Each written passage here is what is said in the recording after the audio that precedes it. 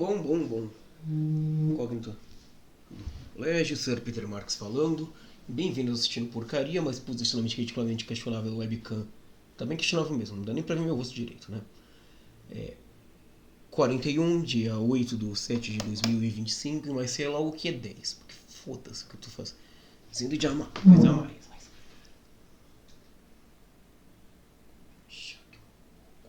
Ó, melhorou um pouco já o webcam. Eu acho. YouTube já tá aberto pra gente encontrar a porcaria. Deve ter algum filme tosco pra assistir essa bobear.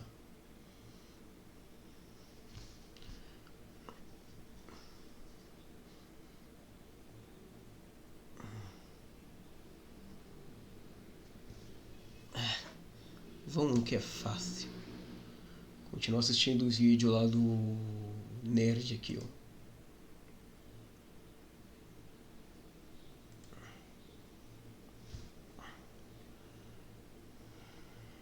My work is easy because I use ClickUp. Here's how I keep track of all my tasks. I start by brain dumping everything I need to get done in a list. Let's not forget one thing. Look at your life bar. That's full. Da-da-da-dum. Da-da-da-dum. Da-da-da-dum. Da-da-da-dum. Da-da-da-dum. Da-da-da-dum. Da-da-da-dum. Da-da-da-dum. Da-da-da-dum. Da-da-da-dum. Were you expecting, maybe, the Ninja Turtles? Well, we're gonna play some Fester's Quest, and this is gonna get ugly. So there's Uncle fucking Fester minding his own business, sitting outside. Then aliens come down, and, well, that's the plot of the game. Fester's gotta save the world from aliens. If it happened to Simpsons, why not the Addams Family?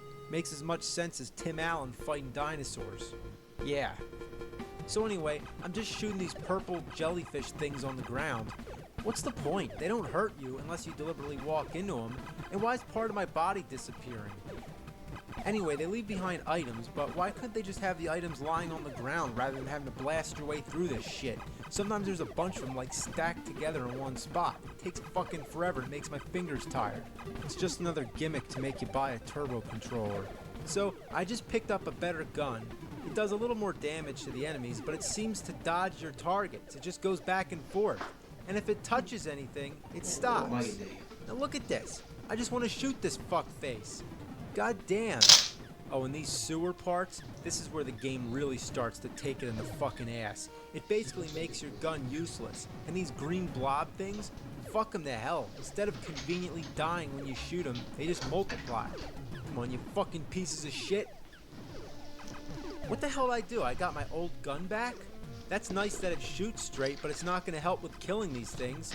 Switching back to the older gun would actually be a nice feature, but not when you accidentally step on an item that downgrades your weapon. Come on, die! Die! Jesus! They just keep multiplying. Without the dynamite, there's no way to get through these things. I have to keep walking back, and let's not forget one thing. Look at your life bar. That's full life. I'm not kidding. Some life bar, huh? If you get hit twice, you're dead. Come on, you fucking pieces of shit. They're still multiplying. They don't die. They don't die. Die, you fucking frogs. Jeez, can Fester move any slower? Ugh. Yes, he can. If he gets hit by frog spit, that is. Oh, shit. Come on. Oh, no. Oh, Jesus Christ. You fuckers. Might as well continue. What? Continue my ass. This doesn't look like continuing. You got the same weapon and items though. Whoopity fucking do. But you start back at the beginning of the game. I can't cross where the hole is, which means I gotta go all the way back through the sewers all over again and deal with those green blobs again. God damn! This game better stop sucking ass or else I'm gonna have to give it the finger. The middle finger. Hate these frogs. This gun is useless. It just circles around everything. Look at that. It went completely around that frog and it didn't even hit him. I can't even shoot because the house and trees are in the way. I can't use the gun. I am so fucking dead. So fucking dead. Oh my god, if I could just get past this one guy. Ah, shit. Alright, let's try it again, but with the dynamite. Sucks to have to waste this shit, but it'll have to do. When are they gonna stop? When are they gonna stop? When are they fucking gonna stop? Oh my god. Oh, fuck. Come on. Alright. Oh shit, what, 2 more? Where'd they come from? What the fuck? What the fuck, man? What the fuck? Jesus. Holy shit. Well, I'm back at the beginning. Again. Oh, why'd you have to do that? I downgraded the gun again. I think it's a shitload of fuck. I think you better shut your ass. Jesus Christ. God. Come on. Just want to get down there. Jeez, is there enough fucking frogs? Look, I downgraded the gun again.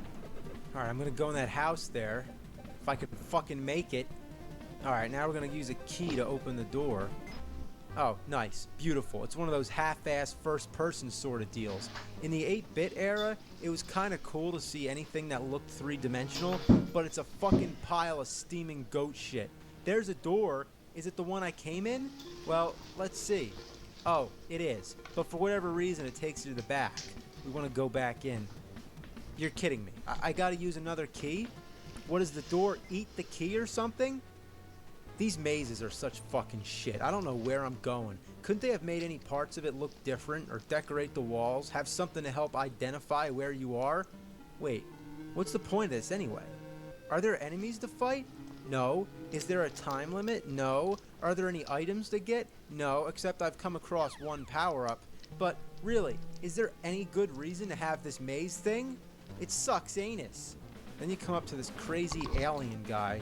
He's actually not that hard, because there's plenty of room to fight him for one thing, but he sure takes a lot of hits. Well, I beat the game. That's the last guy. It's over. That's just the first boss. It's the last guy. It's not. I know. But let's just say that it is, because that's all I can take.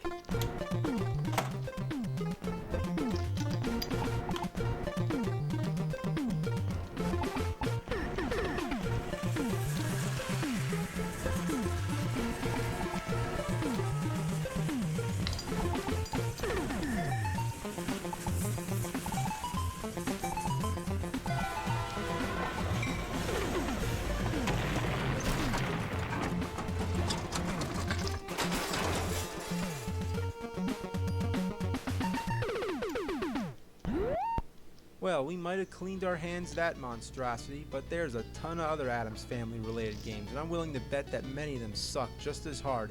Here's one I happen to have, which I'm just going to throw in here for a bonus. The Addams Family on the Sega Genesis.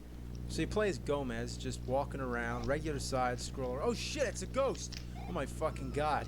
Then there's like monster broccoli, zombies, monkeys and spinning teacups, and a ton of weird, unnameable things. So you're just going around, jumping on things, collecting dollar symbols. Then there's a letter A. I don't really know what it does. The game's not too hard, but it's easy to die, if that makes any sense. And this is due to 2 fatal flaws. 1, the control is too sensitive. You just slide all over the place. And the other thing is that you have to be completely accurate to jump on your enemies. Look at this. I jump on both these guys, one of them dies, and the other one kills me. Like in Fester's Quest, at the start of the game, you only have 2 units of life. So if you're like me, you're gonna die, and die, and die, and die. Alright, let's try harder. No fucking around. Watch out for the penguins. Alright, we're just gonna... Yep, here we go. Yep, just keep on jumping. I don't even care if I kill him, just want to get through him. Alright, oh, here we go. Oh, I got lucky there, I think. Alright, just keep jumping the what, I jumped on him. What, are you kidding me? Man, fuck this game. This game is ass.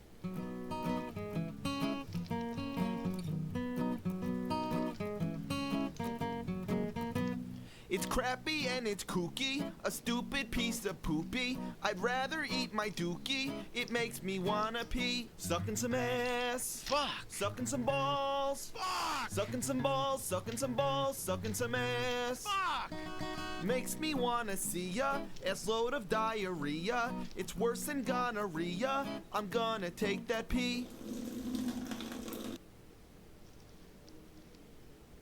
Comece sua jornada online por menos, até 77% off em hospedagem, criador de sites com IA e créditos bônus na Hostinger. Planos de hospedagem a partir de apenas 14... Puta que pariu.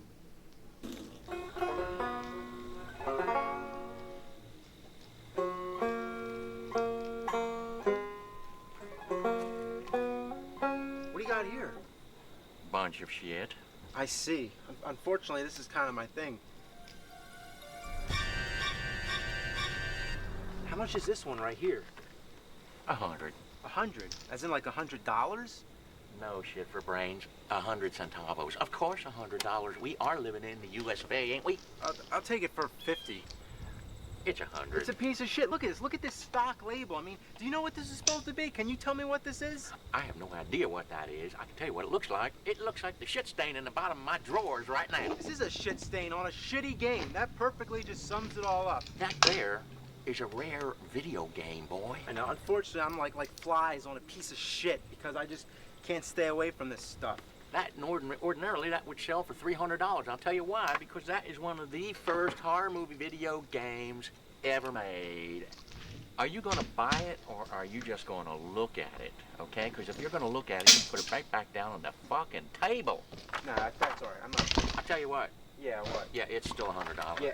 What the fuck, man? You yeah, just it's told me. 100.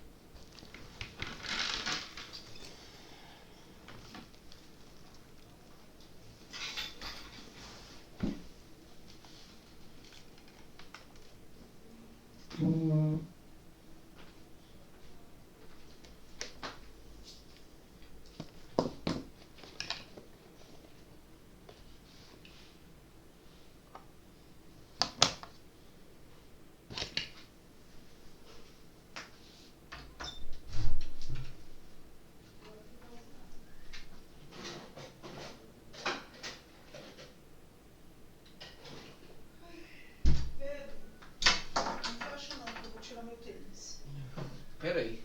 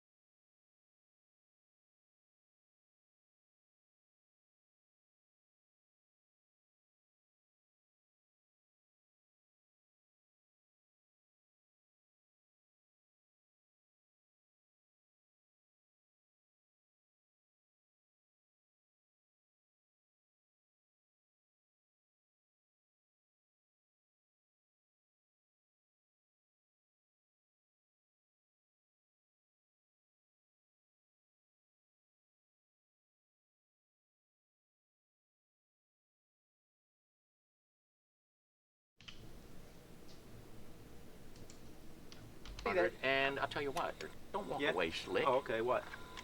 You give me 150. 50? What are you talking Let about? me finish the deal here. Keep your drawers on there, shorty. I will throw in this one for free. For free? F-R-E-E-E free. Yes. For free, $150. Uh-huh. Right.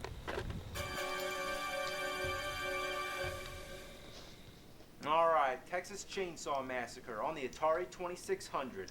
Let's pop this shit fucker in and give it a go.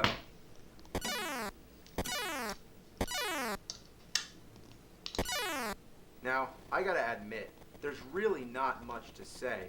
You control Leatherface, the chainsaw murdering psychopath, and you just go around killing people. That's right, you're the bad guy. Now, I think I understand why this game was so offensive. Sure, the graphics don't look too violent, but just the idea. The goal of the game is to murder innocent girls. Damn, and look at that. You get 1,000 points every time you slice the living flesh off somebody. That's it. Go Leatherface, cut them bitches up. Get her, get her. Yeah. Now, compared to something like Grand Theft Auto, this doesn't look like much. Except here, the only goal is to slaughter people, whereas in Grand Theft Auto, there's other objectives. Now, as far as Atari goes, there's not much point of complaining about the graphics, but couldn't they have at least made his chainsaw a different color than his body? It just blends in. It's like his arms are like tangled together, or he has like a big jagged dick coming out of his chest. Like, what the hell, man? The dead girls are another thing that confuses me.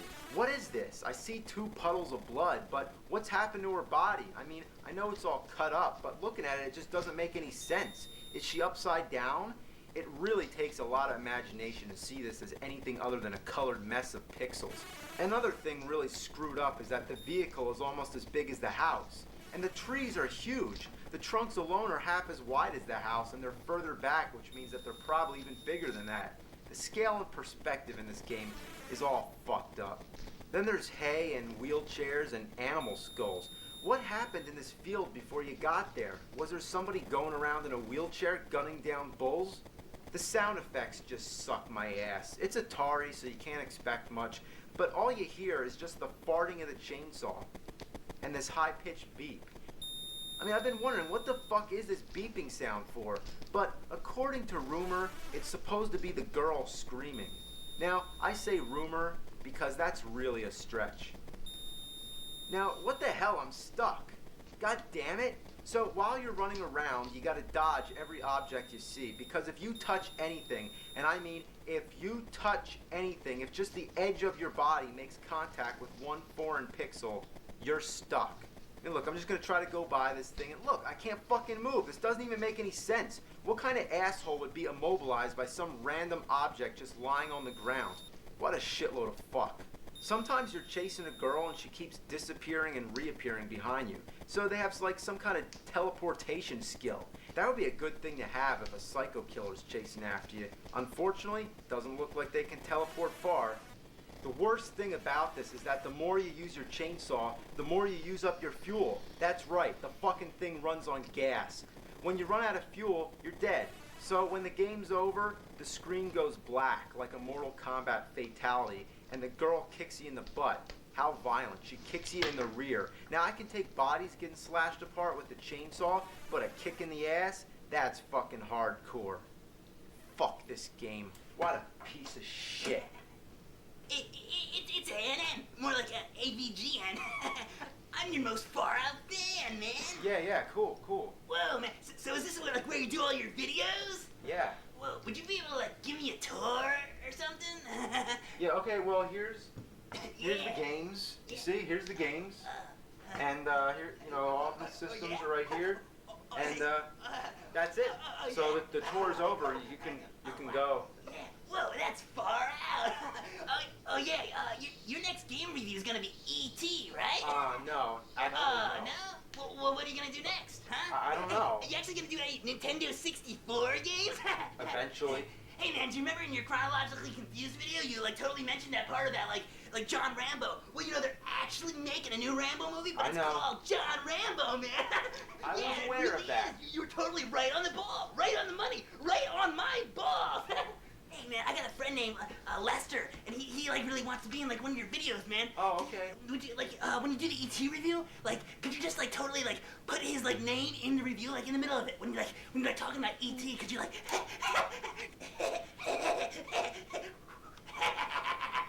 what kind of editing software do you use? Because I actually would like to become an angry nerd reviewer just like you, but I was thinking what would be easier is if I just got a knife, cut you open, and got inside of you and actually became you.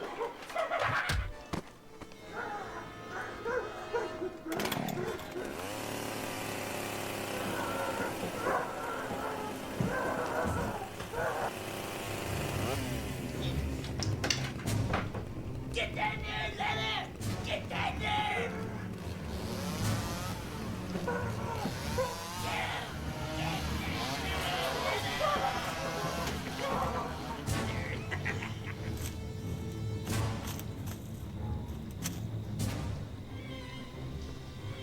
You gotta believe me, there's this guy coming out. Whoa, settle down there. I'm really not kidding. There really is somebody Hold out on there. there, little buddy. Be cool, be calm, be collected. Hey, what's that over there?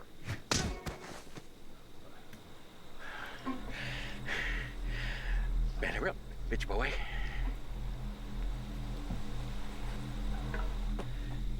Now damn motherfuckers. Don't tell me what I should do. Cause they be motherfuckers. Oh, poor baby. Look, he's waking up. He's waking up. Oh, you motherfuckers! What the fuck are you doing to me? Come on, man, this is fucking bullshit. You are gonna be one fucked up idiot. Get me out of here, man. Come on. Fuck you. Fuck you. Fuck you. Fuck you. Fuck you. What the fuck, man? What the fuck? Shut the fuck up. I guarantee you, it's gonna be better tasting that chicken than what's in store for you next. Here you go, Mitch. How'd you like to play Texas Chainsaw Massacre? No! Here he goes. Fucking face. Here's the controller. Here's the button. You know how the fucking button works? No. You push it with your finger like that. I don't Now want play this shit. and you can play the game. Play the fucking game or I'll burn your fucking eyeballs. I don't want the fucking game. Play the game. Play the game. Play the game. I don't want the fucking game, man. Play it. Play it. So what do you think there, nerd boy? How's that game going for you? Game's a fucking piece of shit. Yeah, I'm thinking, yeah. You had fun playing Texas Chainsaw Massacre for Atari 2600? Well, if you don't like playing video games, why the fuck is he playing video games?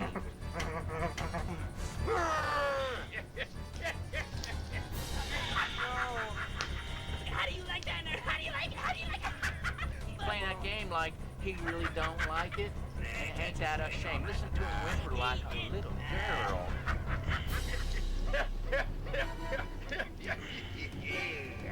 Yeah, boy. Oh, shit. Get him, Larry. He's getting out. Come on, Leatherface, go get him. Get him, Larry. Go get him.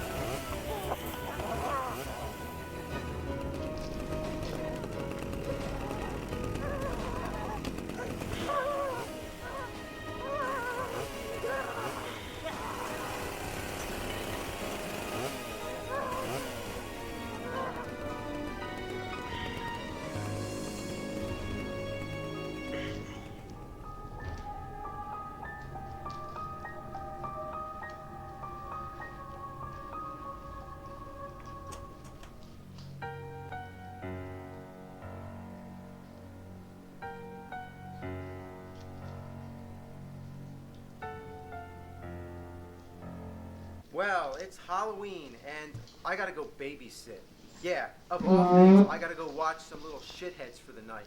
But for the meantime, I'll show you a perfect example of a great movie turned into a real shit bomb. The first thing that bothers me is the actual manual. Halloween, Halloween. Just in case we didn't see it the first time. Then it says, a homicidal maniac has escaped from a mental institution. You mean Michael Myers? You control the babysitter character. You mean Laurie Strode? Guess they had some sort of copyright problem. Now, Exhibit B. What is this? Is this a bootleg? You'd think, right? But no, this is the real game. They actually sold this. Now, not every cartridge of Halloween was like this, but as Wizard Video Games was liquidating their inventory, they started doing this to minimize costs. Have you ever heard of a video game company that was cheap enough to just use a marker and write the name of the game on it? At least it's orange to kind of keep with the Halloween theme. You pop this fucker in, you start it up, and there you go. That's Halloween on the Atari 2600. You play as the babysitter, which we already established. We assume it's Laurie Strode. That's Jamie Lee Curtis from the movie. But whatever, all we know is that you're trying to get away from Michael Myers and save all these kids that you're babysitting. Coming off of the Texas Chainsaw Massacre game, you might be pretty disappointed that you don't play as the killer this time, and that only makes the game even more boring. As far as the graphics go, it's pretty fair for 1983, but what kind of house is this where you're babysitting? There's no furniture whatsoever. The carpet is puke green and shit brown. The walls go from blue to hot pink, purple, green, and peach. Who the fuck decorated this place? Some retarded Atari rejects? So the idea of the game is that you're running around through this house, babysitting an infinite number of kids, and every now and then Michael Myers comes out jabbing his knife in a sort of robotic kind of way. Like in the movies, he's real slow, so if you use any common sense, you're not gonna get killed. But he can also kill the kids. If he kills you, you lose a life, indicated by the jack-o'-lanterns on top of the screen. And if he kills the kids, nothing really seems to happen. But the goal is to get the kids and lead them to either corner of this house, whether it's the far left or the far right. Now, I don't know how the hell these rooms are supposed to be safe. It's not like you lock them in. There isn't even a door, so I guess Michael Myers just doesn't like to go in those last rooms. And each time you deliver a kid, you get 675 points. Why that number? I don't know. Now, I didn't really count, but there's something like 8 rooms. And you can also go on the top floor, but apparently this floor has really bad electrical problems because it keeps going dark, which is really fucking annoying. Hate this shit. You know, all these colored rooms kind of remind me of the Poe story, Mask of the Red Death. But anyway, you're just grabbing kids, bringing them to the rooms, and you can find this black sword or something, I don't know. Maybe it's like a nightstick or a billy club. I'd suggest that it's a knife, but it's almost as big as your body. So your guess is as good as mine. It could be a big black dildo for all I care. So anyway, you grab this thing which magically turns into a tiny green thing. Why the hell does it completely change in shape and color when you're holding it? But moving on, Michael Myers shows up and you can attack him with it or just hold it out and he'll walk into it on his own. Then he runs away and I'm just chasing him because I feel like it. You know, I just realized she's actually taller than him. And if you count that red blob of a skirt, she's wider too. That's a real threatening killer. So, of course I gotta mention the Halloween music that plays every time when Michael Myers is on the screen. It's cool to hear it the first time in all its Atari glory, but can't it fucking stop? After a while, it's like piercing your brain. So, that's about it. All I got left to show you is what happens when you die. It's fucking hilarious. Your head disappears and you run around spurting pixelated blood out your neck. What you're looking at might be the first head decapitation ever in a video game. It's by far the most amusing part of the game, and after only a few minutes, you'll find yourself doing this deliberately. Come on, kill the kid, kill the kid. Yeah. Get him, get him. There you go. All right, now get me, get me. All right, now, that's enough. You know, it's all coming back to me now.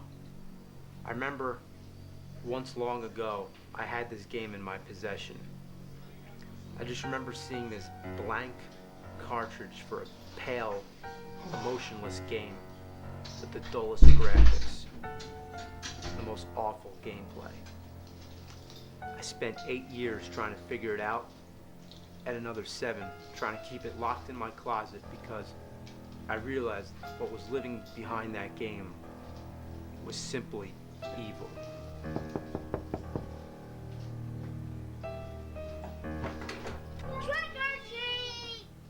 Oh, you want some trick or treat? Okay, here's some trick or treat for you.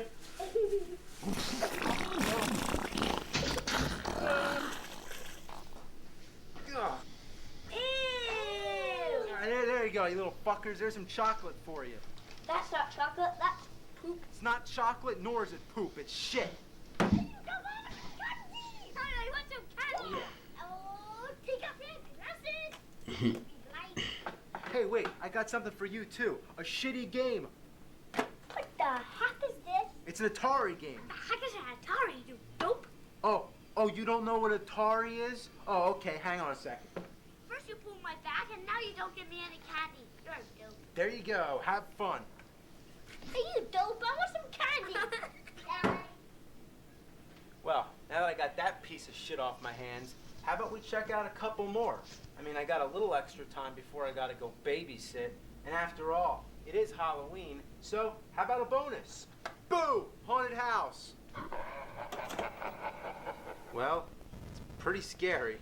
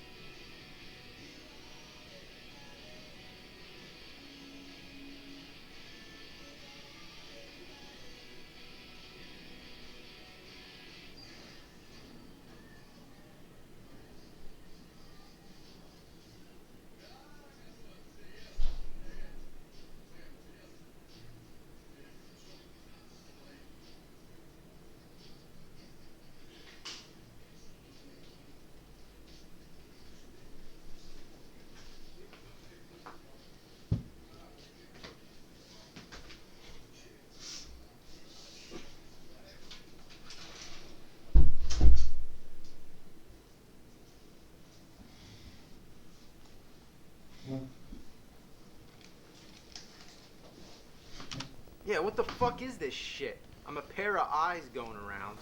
Oh god. Boom!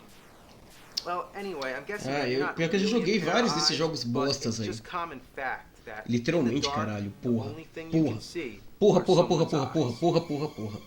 Porra. Wait a minute. Oof. It's Meatwad. Yeah, it's fucking Meatwad. Now, I believe you're supposed to be lighting a match here, but this aura of light that surrounds you makes me imagine it as some sort of body attached to these eyeballs. Now, while this match doesn't help to see the rest of your body, whatever it's really supposed to look like, it actually helps you find items, and the goal is to collect pieces of an urn. Ooh, so now it's the Twilight Zone. Well, you go around watching out for ghosts, bats, and spiders. It couldn't possibly be any more cliche. Ooh, blown up by the ghost.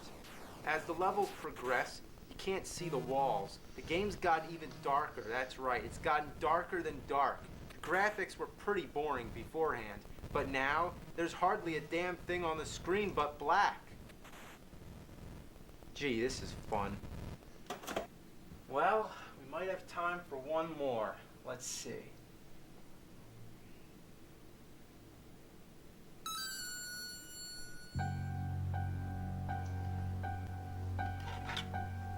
How about Frankenstein's monster? It's alive! It's alive! How about its ass? Its ass! Actually, it's pretty stunning. I mean, as far as graphics go, there's a lot going on. The platforms sort of have a gradient shadow effect, and it's just got a really busy environment for an Atari game, and especially after looking at Haunted House. Well, that's the Frankenstein monster. Why is he white? Well, with every bolt of lightning, he becomes more and more green, and when he's all green, he comes alive. Whether he comes alive or you die, that's when the game ends. Now, your only enemies seem to be this little blue ghost and spiders. Now, I'm fine with that, I guess. Don't really expect much, but who the hell are you supposed to be? Just this regular guy in a baseball cap? Well, anyway, nothing in this game seems to kill you except for the water. You fall in the water, you die. You get touched by anything else, it just freezes you for a second. So the goal is to keep collecting these blocks to build a wall and trap the monster. So you get the block, then you go back up where you started, and then, oh fuck! What the shit is this? Look at all these goddamn bats. What the hell's going on? Never have I had to dodge such a relentless onslaught of vampire bats. Have mercy. So then you just keep going back and forth, getting that block over and over again. Now, one thing that kind of bothers me is this area up to the left. You can't even go there. You can't pass through this green shit, and you might think you can exit one side of the screen and come out the other, like in many games, but no, that doesn't happen here. So this spot, as far as I know, is just a waste. But the worst thing is the jump precision. Here we go, jump. Alright, now jump. Ah, fuck!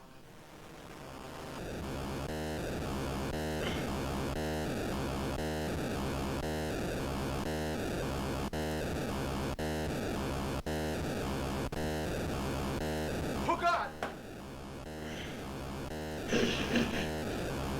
Meu Deus.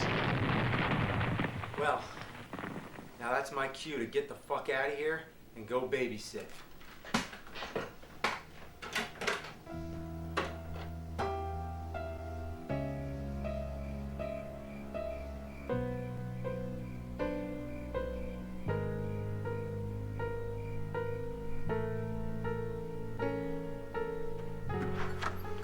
Alright, you little bastards.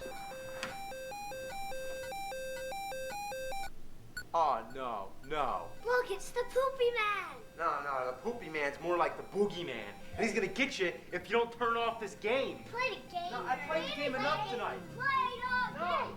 Play the game. Play the game. All right, I'll play the game. You suck, and you smell like poop. You stink, you stink.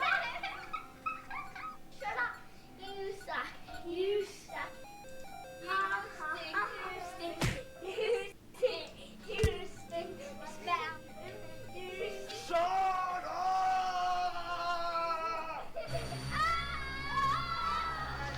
Stop. It's okay, it's okay. You got a basement? Yeah. A circuit breaker? Yeah. Okay, all right then.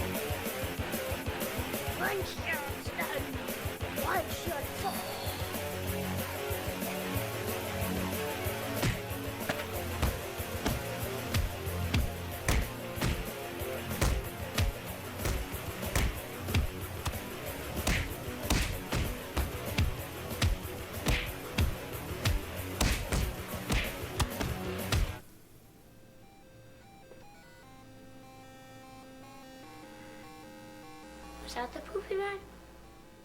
Yeah, I think it was.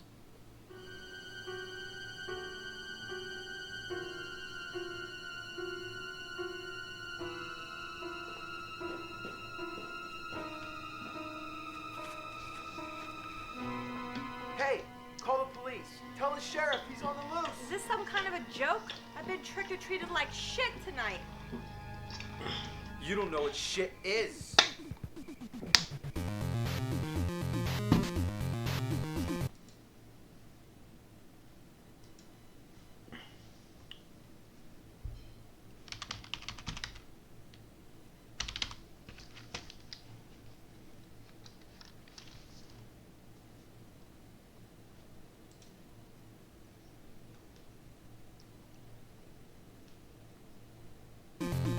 Once again, let's go back to 1983. You walk into a video arcade. What do you see? Games that look like this, or this, or this. Yeah, it sure got everybody's attention, and it really stuck out amongst all the other games. This was Dragon's Lair, the adventures of Dirk the Daring, who has to rescue a princess from a dragon. It was more like an interactive movie than a video game. Basically, you just watch the cartoon play, and when a certain obstacle would appear, then you press the right button at the right time to see whether you die or you continue playing. Now, the first time playing, there was no way to know what was going to happen, so the only way players would learn was to keep putting quarters in the machine. And once you spent like a truckload of quarters and you knew how to go through the whole game, then you could pretty much beat it every time after that and just show off to everybody.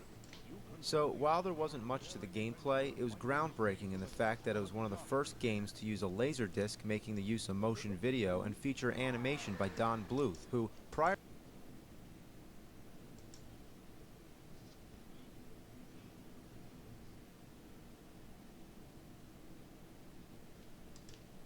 to Dragon's Lair was known for his work with Disney on features such as Robin Hood, The Rescuers, and Pete's Dragon.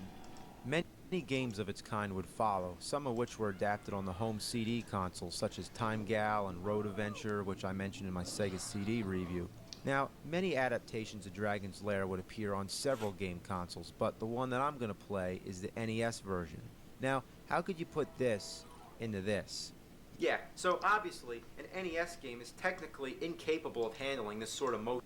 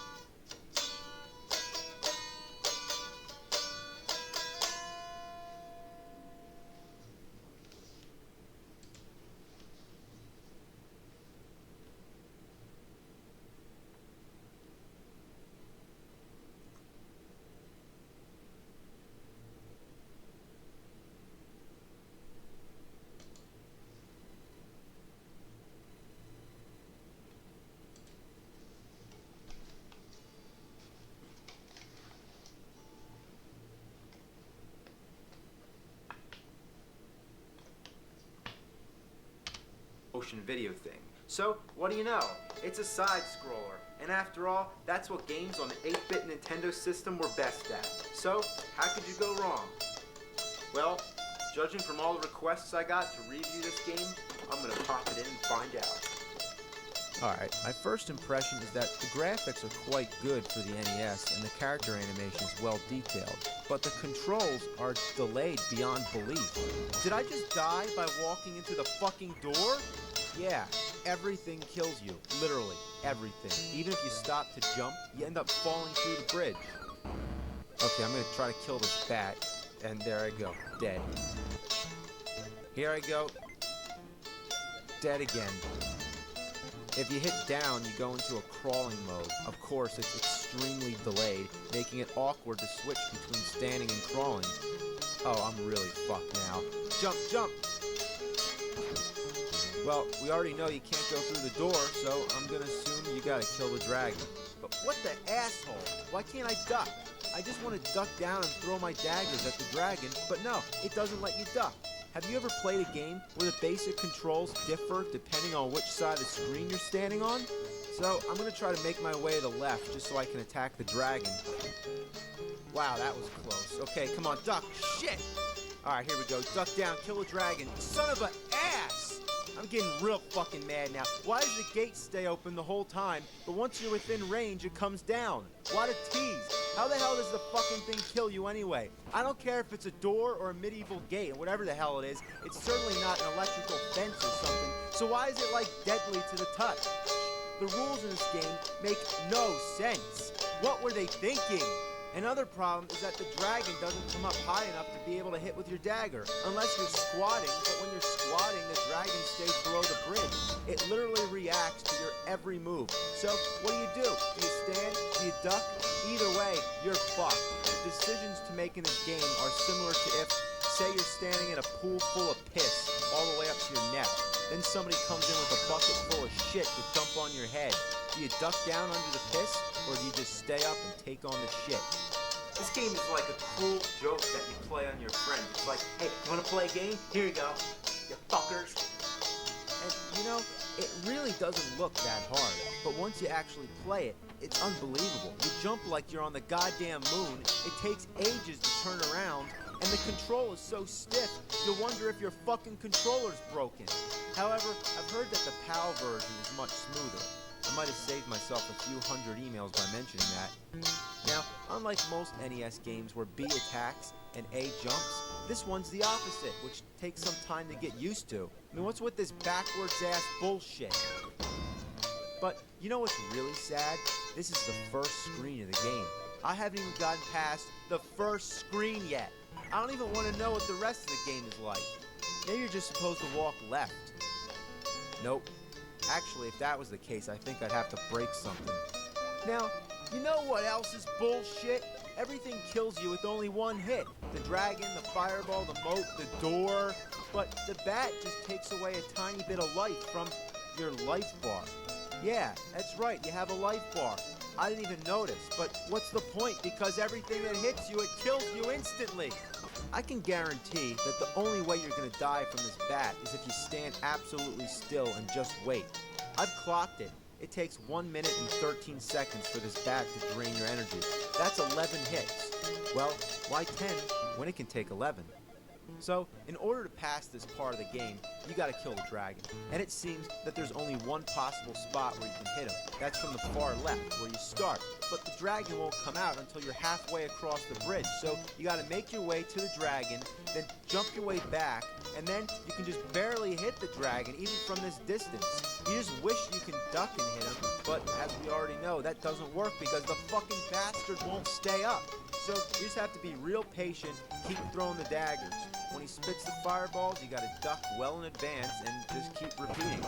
Of course you die with only one hit, but the dragon takes forever. This game is notorious among gamers as being one of the most frustrating games in existence. At some time or another, it seems everyone takes a shot at it. And after this review, I'm sure many more people will suffer over it, which is unfortunate, but to quote Full Metal Jacket, it's just one big shit sandwich, and we all gotta take a bite. So, finally, the dragon's dead, the door goes up, and now you got one last obstacle. Just don't fall. Oh God, don't fall. Not after that. Alright, finally we get to see something different. Now, your first obstacle here are these rocks that come flying at you. Fuck! Now, once you remember the pattern, you can get by, but then this snake comes up out of nowhere. Damn! You know, this whole game is all about trial and error. The only way to get through it is to memorize everything that happens. And once again, I'd like to stress, what's the point of having an energy bar when everything kills you with one hit? One fucking hit. Now, this is the worst. Just gotta watch the pattern. Up, down, up, down, up. Fuck! Oh, God. Oh, game over? Oh, no. No, please, no.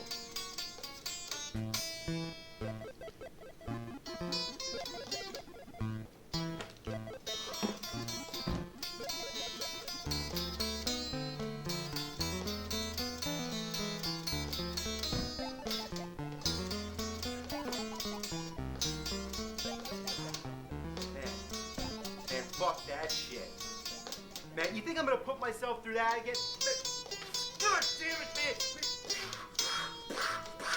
Man, fuck this game, man!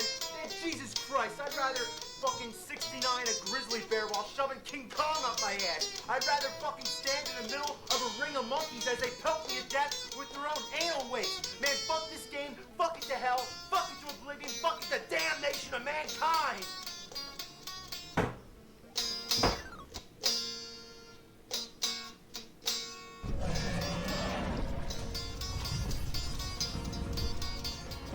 Have you ever seen a game where the stronger you become, the more dangerous it is? You are in the wilderness with no guidance and no tasks. You must always be on guard against sneak attacks from players and bosses. The bosses here will become stronger as you progress. All you can do is shuttle and explore in the wilderness, and kill monsters to level up. When you finally reach level 100, you will receive your first quest reward. It allows you to choose to upgrade to a poison, ice, or fire-based profession. After upgrading, you will unlock more advanced maps. Do you think you have the ability to try such a game?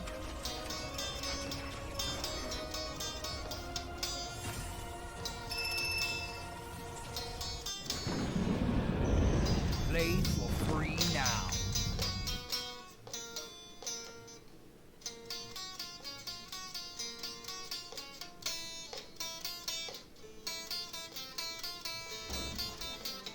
Home Alone 2 on the NE-fucking-S. Now, just like in the movie, you're anywhere but home. You're lost in New York.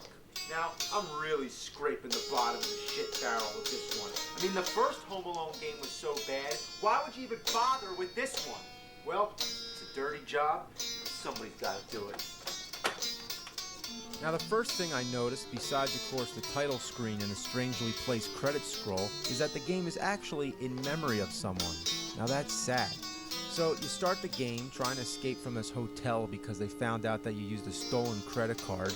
Now, you don't want to fuck with this hotel. They'll get everybody after you. Not even just the people who work there, but bouncing old ladies with umbrellas, mops. Yeah, crazy bloodthirsty mops will try to get you. Vacuum cleaners? Yeah, they'll suck you up. Then there's suitcases. Even the fucking suitcases are trying to run you over. Now, another thing I noticed right away was that the sound effects are taken straight from Bart versus the Space Mutants.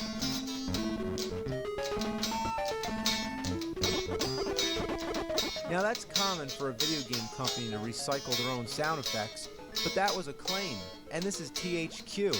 Damn robbers. Now, nothing in the game really makes any sense. You're just running around and get the fuck off me, god damn it! There's a guy throwing a key. Now, in the world of video games, a key is usually a good thing. You collect keys and use them to open doors, but not this game. The key kills you. Then you go into these rooms which have absolutely no purpose whatsoever. Sometimes you can find items, some of which can be used as temporary weapons, but the main idea is that you just run to the right until you reach the end. But then what happens? Nothing. You can't go anywhere. You press the button and wait for the elevator, but it doesn't happen. Meanwhile, these suitcases keep flying at you, so you start walking to the right, but no, that doesn't work either. So what do? You go back and explore the whole level, exhausting every possibility until you realize, yes, you are supposed to wait for that elevator. I end up pushing the button like 100 fucking times, and I'm being serious. I don't know if it makes a difference, but basically, you gotta wait for that elevator. Then it starts dropping you off on random floors. You run all the way to the right again, only to be faced with the same problem. It's a dead end. So what do? You go left again, and when you get back to the elevator, only then can you advance to the next random floor. It doesn't make any logical fucking sense. So you're just going around dodging everything, and sometimes it's impossible to jump over people, so you really need a weapon, which you can sometimes find in these rooms, but watch out for those crazy fucking maids that throw pillows which look like bloody butcher knives missing handles. When you see the old ladies, you slide on your knees like Pete Townsend, which is probably the best part of the game. Sometimes the slide can kill things, and other times it can't. I didn't even know it could be used as an attack until I got to the chef, because that's the only way to get past him, is to slide into him. Now, of course, every time you hit him, he removes another article of clothing. Now his shirt's gone, and do I really want to do this? Oh, shit, God. Then he leaves his hat and turns into a pizza. Okay. There's really no consistency in this game at all. For example, most of your enemies, you can stun them and then just pass by. But this asshole, it doesn't work. You shoot him in the balls and then he still has his way. I just want to get up on those boxes so I can jump over them. But you can't. You can jump on the boxes to the right, but you can't jump on the ones on the left. I mean, what kind of fucking sense does that make?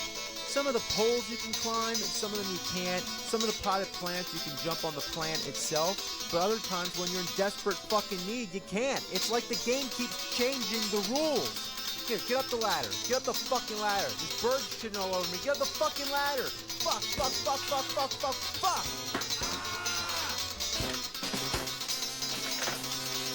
Merry Christmas, you filthy animals. You miserable fucking cunt, piece of shit.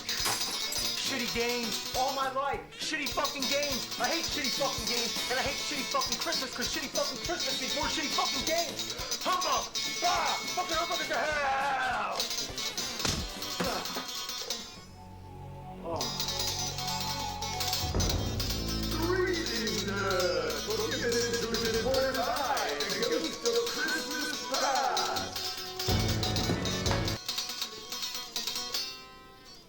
De férias com a Pichau, até 60% de desconto off para você montar o tão sonhado PC Gamer ou dar aquele... I ain't seeing this. Why do you doubt your senses, nerd? Because I wasn't ready to go completely insane tonight. But you're already there, drowning in your own misery and horror. You see this? I do see this. But you're not looking at it. But I see it. Look, Ghost, why do you come to me? Well, to take you back to the past. Play the shitty games that suck ass? No thanks. This is your past, nerd.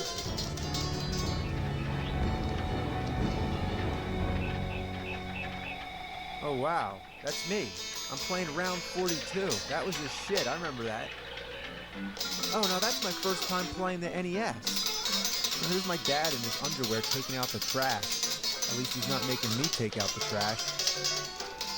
Oh, and that's me playing Mario 2. At least we all thought it was Mario 2. I don't know how to get in there.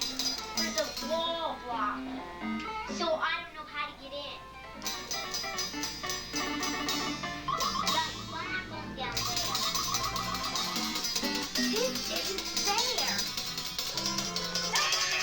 I remember nothing but torture. Oh, that's that fateful Christmas day when I got my Super Nintendo. My first 16-bit machine. Do you remember the excitement? Who are you? The Ghost Christmas Present Edition. Well, what do you want? I just wanted to remind you of fond memories of Super Nintendo. You remember Metroid, Zelda, Mario? You used to dwell on crap. You know what you're doing right now? Talking to you? No, this is all about mine, don't you get it? Right now you're looking back and reviewing one of the worst games on the Super Nintendo.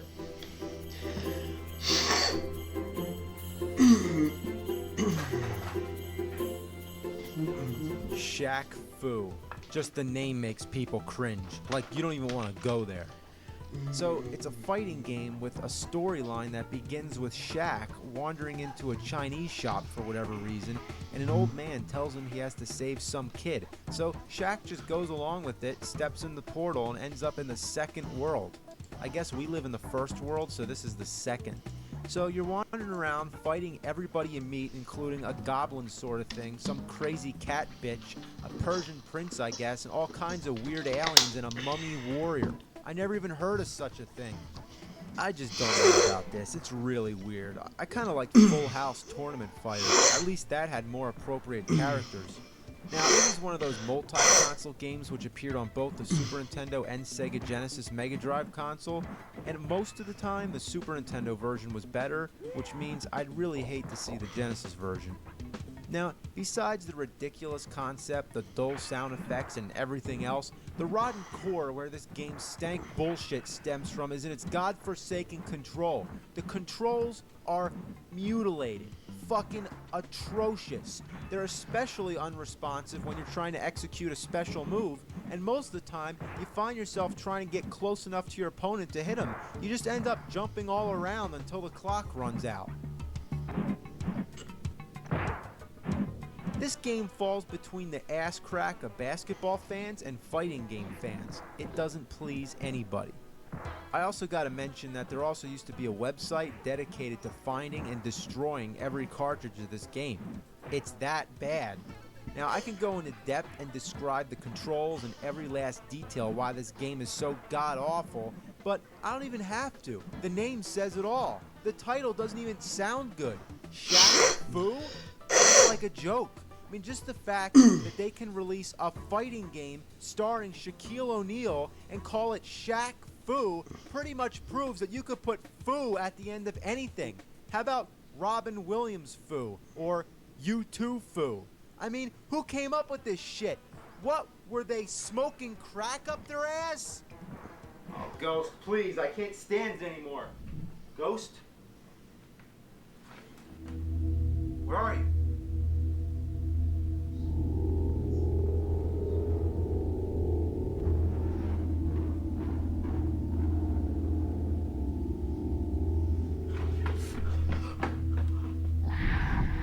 Oh my God. I know who you are. Dreadful apparition. Why must you trouble me? Why do spirits walk the earth? And what do you want from me?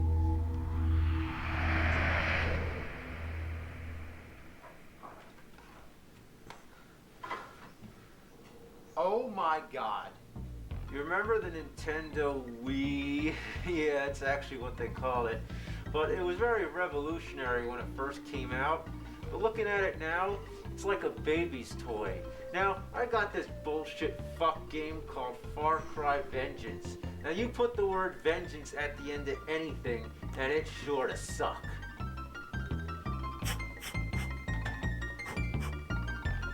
Hey, big fella. You look like the kind of man who can handle himself. You look like the kind of woman I'd like to handle. Oh, have you been with the rebels? I'm not that kind of rebel, pal. I'm not your pal, you bastard guy.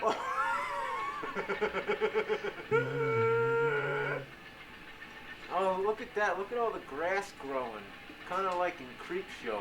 Hey, yo, stupid ass. I'm right behind you, fuckface. Kill him, kill him. There you go. Yeah, right in the balls. Fuck! The control is fucking awful. Now it's time for Super Monkey Ball Banana Blitz. Super Monkey Ball Banana Blitz. Oh, man. Super Monkey Ball Banana Blitz. Alright, now despite being a pretty good game, there's the party games. And instead of just having a few really good ones, they just have a whole bunch of really shitty ones. They just suck, should I say, monkey fuck? I mean, it doesn't even have anything to do with the monkeys. You're just a fucking dog going around trying to move the fucking sheeps off the screen. Oh, it's fruit. Yeah, get the fruit in the basket. It's fruit. This is the worst fucking thing ever. Look at this. Move! Move, God damn it! Look at this. God! Oh, what a shitload. What were they thinking? I'd rather drink diarrhea sauce. Alright, it's time to boogie. Boogie, boogie, boogie, boogie, boogie.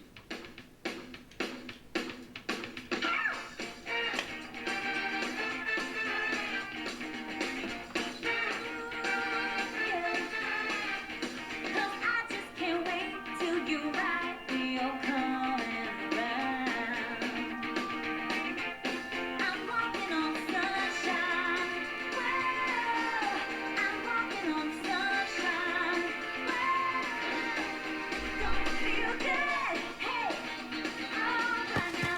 Spirit, please have mercy.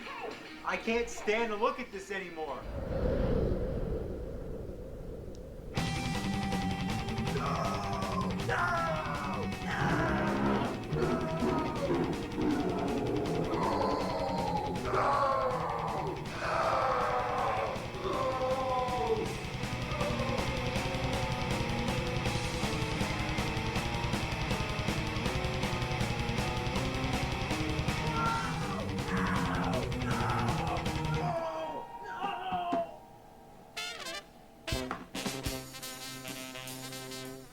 It's Christmas.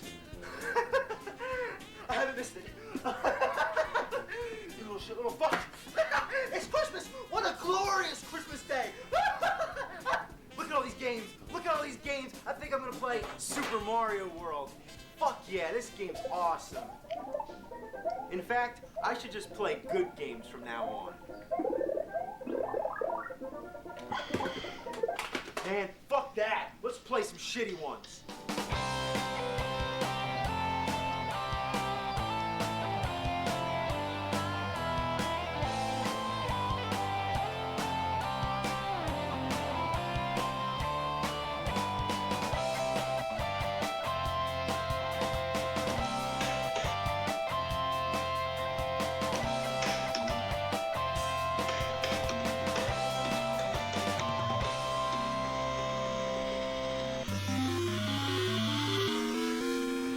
Bring you back to The Legend of Zelda. This game was released in 1986 in Japan and 1987 in the US. At that time, it was the biggest, most epic game ever.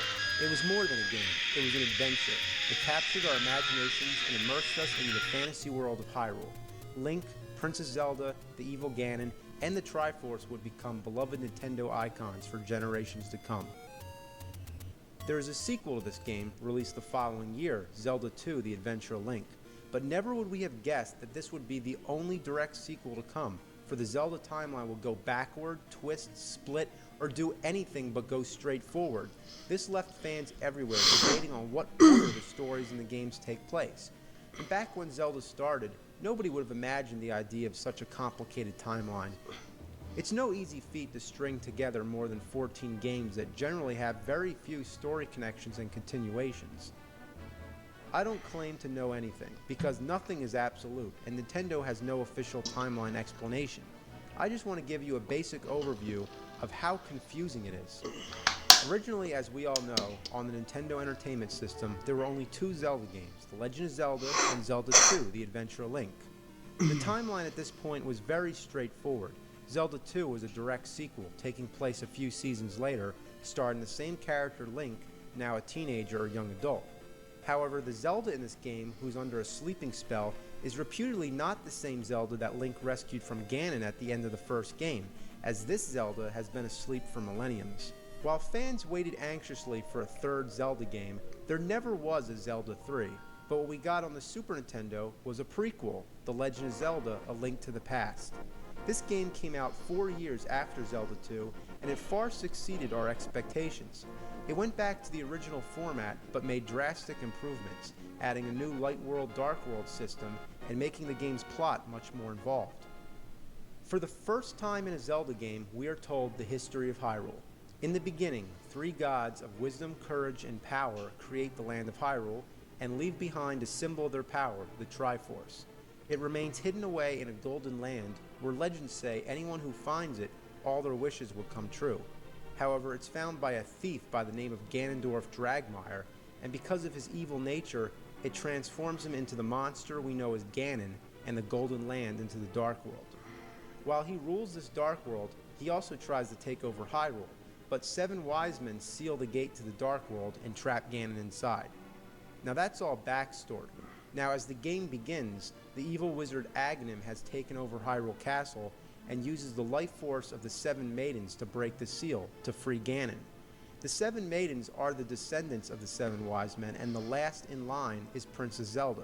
The main objective of this game is for Link to defeat Aghanim, and then go to the Dark World to rescue the 7 maidens, and ultimately face Ganon. Now, on the Game Boy, we were given Link's Awakening, which was the first portable Zelda game. It seems to take place right after A Link to the Past, treating it as its own new series of games, or either ignoring the original two, or I don't know. Now, let's move on to the Nintendo 64, the first 3D Zelda game and the biggest, most anticipated yet, the Ocarina of Time. To my dismay, this game was another prequel. Upon release, it was announced as the earliest point in the timeline, and this is where all notions of Link to the Past being the first were shattered. Shigeru Miyamoto, the man responsible for all these great games, did an interview with Nintendo Power sometime before the release of the Ocarina of Time, and this is what he said. Ocarina of Time is the first story, then the original Legend of Zelda, then Zelda 2, The Adventure of Link, and finally A Link to the Past. It's not very clear where Link's Awakening fits in. It could be any time after Ocarina of Time. Now, whoa, I'm nobody to argue. Don't get me wrong, I wouldn't doubt the man himself, but how is Link to the Past the last? I had a hard time accepting that any game would take place before it, but now it's the last? Well then, why is it called Link to the Past? If it was meant to be the end, why wouldn't it be called Link to the Future? Let's remember when there were only 3 Zelda games, The Legend of Zelda, Zelda 2, The Adventure of Link, and Link to the Past. Was there any doubt that Link to the Past took place before the other 2 games? Even the back of the box says it starred the predecessors of Link and Zelda from the NES games. As the game begins, Zelda telepathically speaks to Link's uncle while Link remains in bed. She says, "Please help me. I am a prisoner in the dungeon of the castle. My name is Zelda." By introducing herself in this manner, it seems to set the tone as a prequel. Link's uncle tries to rescue her first, but when he dies, he passes his sword on to Link and tells him basically he's the new hope. It's easy to assume that this is Link's first adventure, but with all the new games, it's all screwed up and open for debate. The title Link to the Past could very well not be referring to the character Link at all. While it's undoubtedly a play on words, it could be totally referring to a link as in a connection, a chain of events. So, what event from the past can it be linking to? The Ocarina of Time? Okay, fair enough, but one problem. To believe that means to assume that they already had Ocarina of Time planned out back then, and that's playing a George Lucas. So, what right do I have to argue with Miyamoto? I don't. However, I can offer 3 explanations to why he says Link to the Past goes at the end. 1. He was being interviewed, and he was caught on the spot, so it could have been a simple mistake. 2. Link to the Past was once a prequel, but its place in the timeline changed, so his quote somehow correct. 3. It's just a game, so who gives a shit? So, let's get back to the Ocarina of Time. While it has to be a different Link and Zelda, it definitely seems to take place at the beginning. In fact, it seems to take place during the imprisoning war of the Link to the Past backstory and the origin of Ganon. During most of the game, he's in human form as Ganondorf, and at the end, he actually transforms into Ganon right in front of you. In Link to the Past, Link is usually compared to the legendary hero of time, meaning he's carrying on the tradition of the old Link from Ocarina of Time, or that could just be a legend, whatever. Now, once I got over the fact that this is yet another prequel, it also involves time travel, which just makes it even more complicated. In a similar fashion to Link to the Past's Dark World Light World system, Link here travels between his childhood and 7 years in the future, where Ganondorf has taken over Hyrule. So, you get to play as both young Link and adult Link. Young Link basically skips over his childhood to become adult Link and defeat Ganon at the end. However, Zelda sends Link back to being young Link so he can have a chance to live the skipped 7 years of his childhood. Now, a second Zelda game for the Nintendo 64 was released, Majora's Mask. This one is a sequel to Ocarina of Time, but wait, not a sequel to the end where adult Link defeats Ganon, no, it's a sequel to young Link after he got sent back. So now, any speculation of Nintendo ever making a sequel to Zelda 2 is deader than shit. They can't even make a sequel that follows in consecutive order. Instead, they just keep going back, and then maybe taking a small step up again, and then back again. We have a sequel to the original, a prequel to the original, a sequel to the prequel, a prequel to the prequel, and a sequel to the young Link of the prequel's prequel. What the fuck? At this point, if you want to try to make any sense out of this whole thing, then you just go right ahead, but not me. At this point, I really didn't give a shit. So 8 years since the last game on a handheld system, Link's Awakening, 2 new Zelda games were released for the Game Boy Color, the Oracle of Seasons and the Oracle of Ages. These games, depending on the order in which you played them, took place immediately after each other. On the first playthrough, the villains in each game were General Onyx for the Oracle of Seasons or Varen in the Oracle of Ages.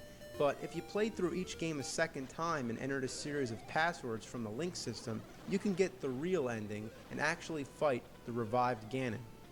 These games, however, could take place after nearly any Zelda game. Some fans speculated that they took place after Majora's Mask because of the similar characters. Some said that they came between Link to the Past and Link's Awakening, and some believed them to take place at the very end of the timeline. Still others felt it was another Link entirely. By this point, the timeline had changed. No longer was it constant among all fans. But no existe retcon na mídia. E existe a linha do tempo de Zelda. To place the Oracle games, the main theme of the series remained true. The Ocarina of Time era, then the Link to the Past era, and finally, the Legend of Zelda era. It's kind of weird to think that the early 8-bit games are now actually taking place at the end. But whatever, that was before this whole timeline thing happened. But then, it got even more fucked up. The GameCube Zelda, called The Wind Waker, was about a young Link on the Great Sea who has to rescue his sister along with the help of a pirate girl named Tetra, who's later revealed to be this game's Princess Zelda. This game was supposed to be a sequel to the Ocarina of Time.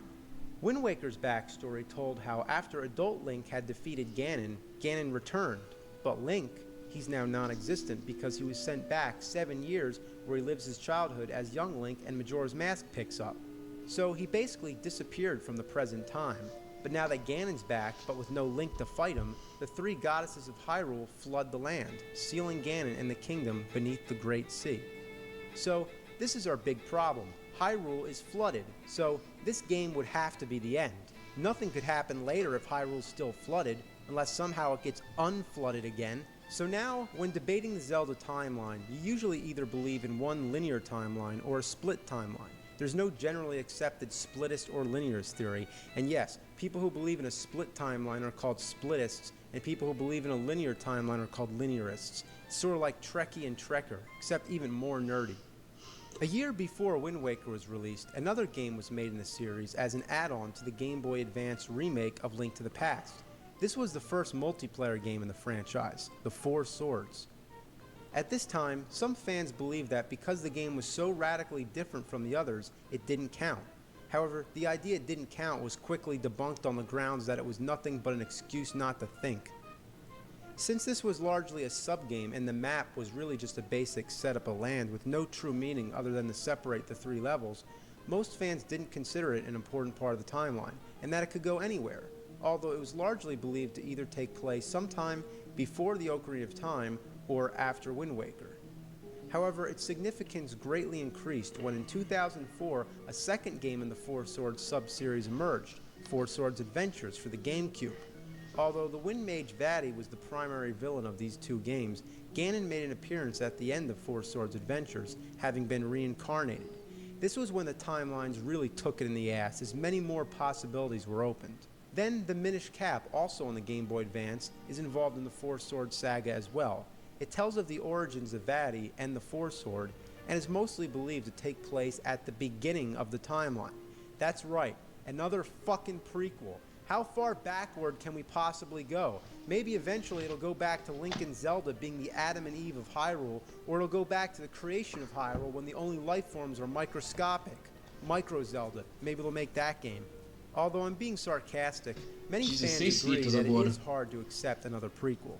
Many are resistant to the idea of a game taking place before Ocarina of Time, as I am with any game taking place before the only one with past in the title.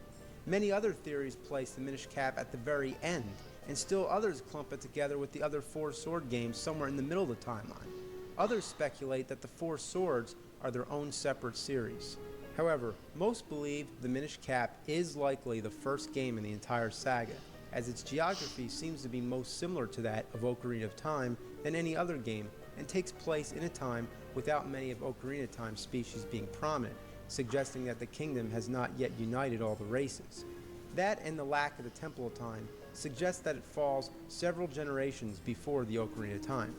Not to mention, it explains how Link first got his hat. But like any theory, somebody always finds a flaw. For example, moblins are in the game, and moblins are the pig-like soldiers of Ganon created in his own image. No Ganon, no moblins. Or is it possible that Vatty is also capable of creating moblins? Well, this one's up in the air, like dog shit shooting out of a cannon. Now, Twilight Princess, the latest Zelda epic on the Wii, seems to have no obvious spot in the timeline, but it kicks so much ass it makes you forget about it. Everyone has tried very hard to understand how these Zelda games could be logically and chronologically connected. And I swear, some of you have memories better than Dustin Hoffman and Rain Man. It's true, Zelda fans can recall countless character quotes, game prologues, and instruction manual text to back up their arguments. That's impressive. The fans clearly have a love for Zelda, and that's what drives all these theories about the Zelda world, because the games are so good, that's what makes people care so much. But let's stop for a moment and look at all these games as a whole, mainly the earlier ones. If there was some sort of a concrete storyline, a planned out logical order in the Zelda universe, it would be there clear as day. The creators of Zelda didn't think about a timeline. Now, because of pressure from the fans, Nintendo sometimes tries to inject things from previous games into newer installments, attempting to tie some of them together, but there isn't a sturdy foundation to do so. It's a puzzle that can't be solved. Look at it. It's a gang-raped, bitch-slapped, broken-down fucking mess of a timeline. No matter how hard the fans try to piece it all together, a new game comes out that just defies everything. Zelda started out as just a little elf kid running around stabbing bad guys, and it was a classic little adventure game, but today it's a juggernaut and has a cult following that's out of this world. That's why we've seen Zelda characters in Soul Calibur and Super Smash Bros. Where does Super Smash Bros. Melee fit in the mix? Link, Zelda, and Ganondorf are in the game, so why ignore it? It doesn't count, right? Well, excuse me! What about the cartoon? What about the games on the Philips CDI? There is Zelda, Wanda Gamelon, Link, the Faces of Evil, and Zelda's Adventure. And hey, Princess Zelda actually plays a bigger role in those games, so why don't you count those? Maybe because they suck diarrhea shit from an asshole fountain? But that's beside the point. The point is that the true heart of the Zelda games is the gameplay. If you can't enjoy playing the game, you won't enjoy the story and characters anyway. The end goal is that the game is fun, challenging, has some unique twists, and is a satisfying experience. So, instead of looking at all the Zelda games as a whole, you have to look at each one separately. After all, that's the way they were developed. It's not as though Zelda is like Lord of the Rings. Each Zelda game is a different legend and a different experience. You don't have to play the first one to get the story of the third one or even the 13th one, and that's really lucky for those who haven't been able to play them all, which is the case for most people. Zelda games are not meant to connect right down the line. They're not meant to tell the entire history of Hyrule. They're meant to be single, fun experiences. Now, I know it can be really fun to work on this puzzle, and it shows creative thinking, which I commend a lot of you for.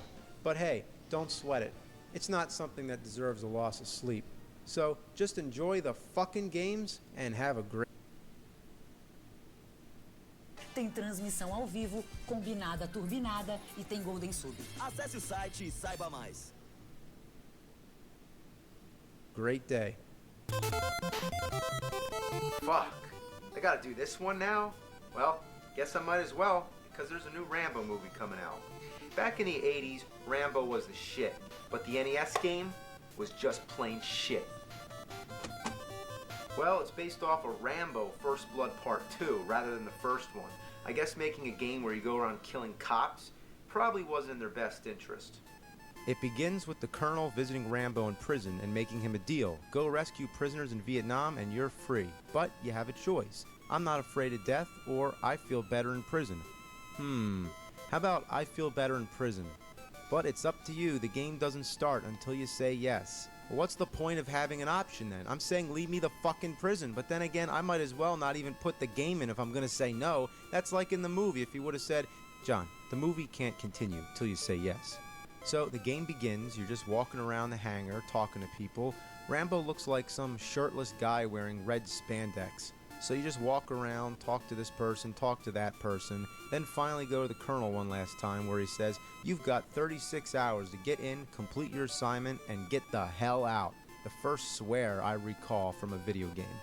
Then the plane drops you off and the action finally begins. You spend most of your time just killing snakes, bugs, and other small animals with a knife. It's actually a complete clone of Zelda 2. Yeah, that's right, that's the flying sword, or knife in this case, the numbers that appear when you kill the enemies, the way you talk to people, dark caves which require a lantern to light the way, and overall the layout is similar. Now, speaking of the knife, that's one of the most disappointing aspects about this shitwad of a game. Why am I not using a machine gun, like the front cover? Why am I just fighting snakes and bugs? This is exciting. Doesn't this remind you of the movie? Remember when Rambo has to fight a giant spider? I don't. Eventually, you start to fight appropriate enemies, and you do gain an inventory of weapons, such as flying daggers, arrows, and grenades. Man, who the hell throws grenades at a tiger anyway?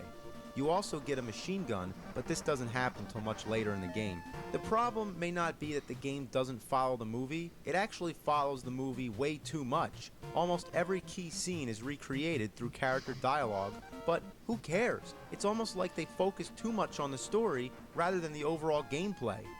When Rambo meets the girl, for the second time in the game, you're given an option. Rather than conducting business, you can say, "What do you think of me?" The game doesn't advance until you stop asking this, so what's the point? And how cocky can Rambo be to expect a compliment? She could have said, "What do I think of you? You look like a hairless gorilla, and when your mouth is open, you really freak me out." There's times when you have to follow her, but all she does is walk back and forth, so you're actually supposed to go meet her somewhere. But where the fuck that is up to you to find out.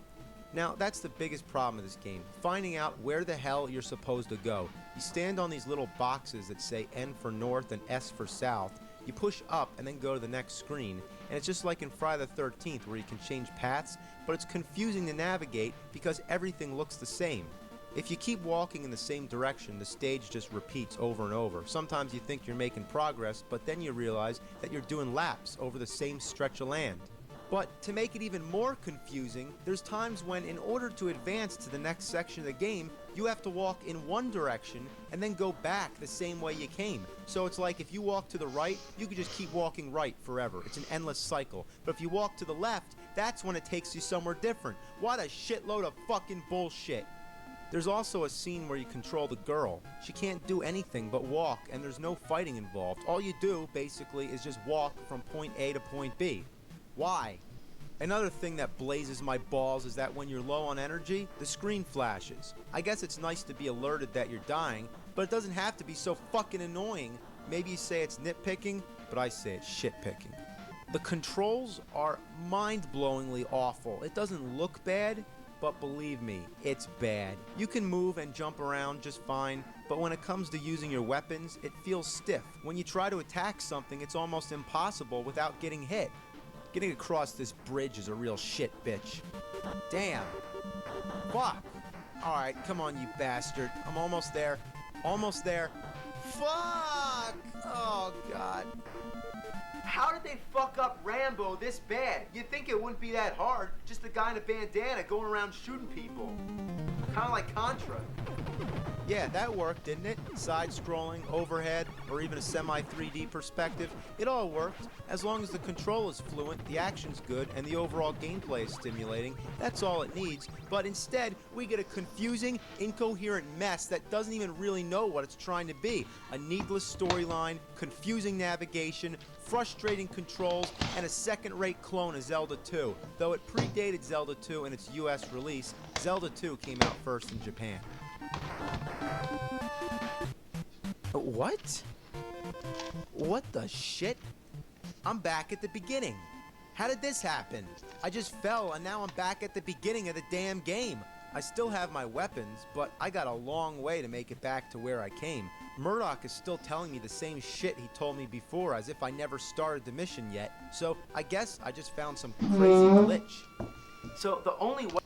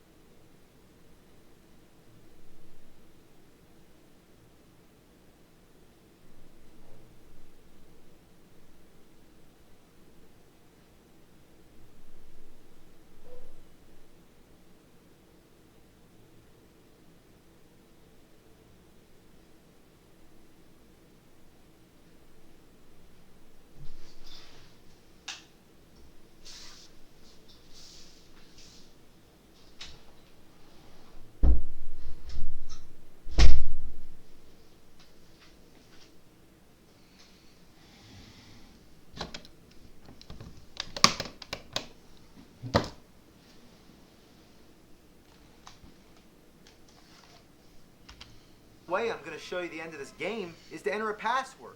But look at this.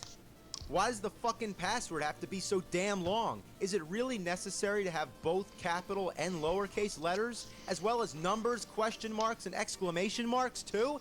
If you're writing this down, you're gonna get confused. S's look like 5s, zeros look like O's, capital and lowercase letters can look identical, and lowercase L's look like 1s and uppercase I's. That's something I have no tolerance for. The password system should be simple, straightforward, and easy to use. As long as you know the password, you should be able to enter it and move on. It doesn't need to be a fucking project.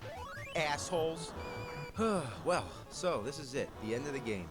And they sure saved the hardest part for last. It's just a fucking barrage of shit coming down. It's like you need a bulletproof umbrella. There's no way to dodge this shit, and the only way to hit the copter is with grenades. It takes about 1,000,000 hits, and there's no damage indicator. It doesn't blink or anything when you hit it, so the first time I tried this, I didn't even know the damn things were working. But with patience, you finally win, and then you go back to the hangar, a job well done. And from here on, you can just walk around and talk to people. And there's Murdoch, that bastard. You get out your machine gun, you shoot him, and he turns into a frog. Yeah, you shoot Chinese letters, and he turns into a frog. Just what I expected. Que?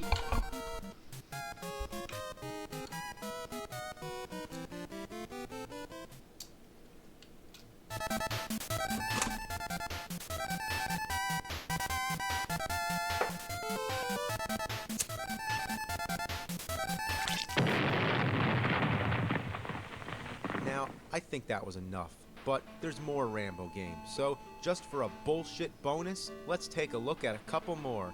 Here we have Rambo First Blood Part 2 on the Sega Master System. Now, okay, this is more like it. Starts up with the action right away, you're just going around shooting people, and on top of that, it's 2 players. We know that this is Rambo, but who's this guy? But anyway, it doesn't matter. The controls are basic. Number 1 shoots bullets, and number 2 fires exploding arrows. You give him a little number 1, you give him a little number 2. Number 2. Well, at first it seems like a decent game, but it's also very frustrating because you move incredibly slow, you can't shoot down, and the bullets don't go far. They also look like ping pong balls. The game reminds me of Porcaria Warriors, and it suffers from the same problems, though the levels are not nearly as monotonous. But one thing that happens is, if you die, you can reappear in an obstructive place and get stuck. You're trapped. I mean, there's nothing you can do other than just hope to get hit by enemy fire so you can reappear somewhere else. Another weird thing that happens frequently is that after you come back, you know, when you're in that brief invincible flashing stage, the controls get locked. You can only move left and right. I mean, this seems to happen mostly on the second player for some fucking reason. Other times while you're flashing, you can walk across the water. Who does Rambo think he is? Jesus Christ? Well, let's check out Rambo 3, again on the Sega Master System. Velho, isso deve ser também de uma caixa de Because VHS. it uses the light gun. Unless the fucking thing doesn't work.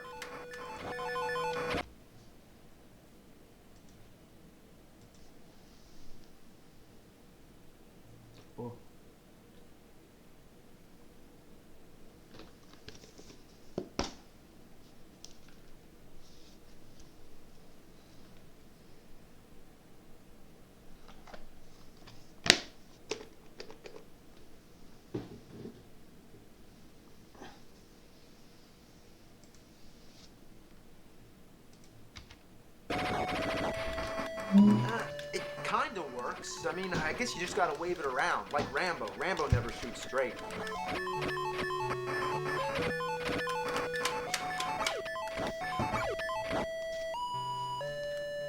What the ass? What's wrong with this thing?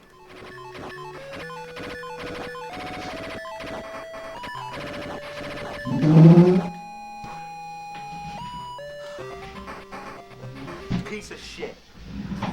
Now, with all the Rambo games, I could probably go on for hours, but that's not what it's about. I just wanted to give you a basic overview. Now, it's been about 20 years since these games were out. It's also been about 20 years since the last Rambo movie. Now, I'm psyched to go see Rambo 4. But it's not called Rambo 4, is it? let's address this title situation one last time. Now, back in my chronologically confused video, I was making fun of Rocky VI being called Rocky Balboa, so I made a sarcastic comment. Let's take a look. What are they gonna do? Call it John Rambo? And what do? That's what they call it. And I feel bad. I feel like I picked on a retard or something. Like, what are you, retarded? Oh, I'm sorry. But then what do? They change it again to just Rambo. Like, is this a sequel or a remake? It couldn't get any more confusing. Even though the original movie was called First Blood, people often refer to it as Rambo. But in the second movie, they downgraded First Blood into a subtitle, calling it Rambo First Blood Part 2. But the Nintendo game is just Rambo, as well as the Sega version. Even though the box says the full title, the game itself, and even the title screen, just say Rambo. So technically, the immediate title of the second movie is Rambo. Next came Rambo 3. Technically, it should be Rambo 2 or First Blood Part 3. I mean, there's no consistency, but just for the sake of confusion, it is the third in the series, so whatever. It's Rambo 3. But then comes Rambo. How do you follow Rambo 3 with just Rambo? That doesn't even make any sense. It's like you're going backwards. So now if someone says, I'm watching Rambo, it's like, oh, what do you mean? You mean First Blood? Or do you mean Rambo First Blood Part 2? Or do you mean Rambo, the fourth movie? That's what it is, the fourth fucking movie. Why could they just call it Rambo 4? 1, 2, 3, 4.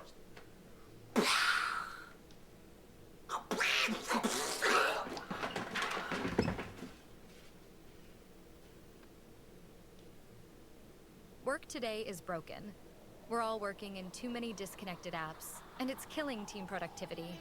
But for the first time, there's a platform that fixes it by combining everything you need. Projects, chat, and knowledge in one place. It's all powered by the world's most complete work AI, so you can find answers from anywhere and get work done faster. Introducing ClickUp, the everything app for work.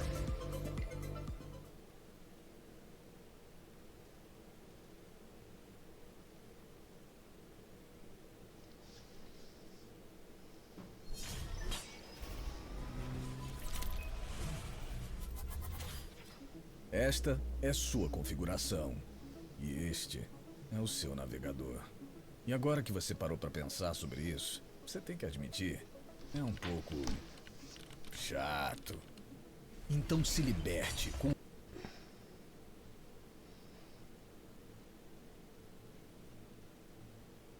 He's gonna take you back to the past to play the shitty games that suck ass. He'd rather have a buffalo take a diarrhea dump in his ear. He'd rather eat the rotten asshole of a roadkill skunk and down it with beer.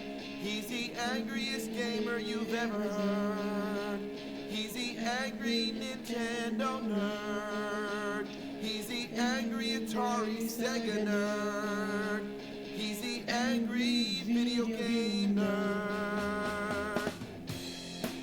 When you turn on your TV, make sure it's tuned to channel 3. He's got a nerdy shirt and a pocket pouch, although I've never seen him write anything down. He's got a power glove and a filthy mouth. Armed with his zapper, he will tear these games down.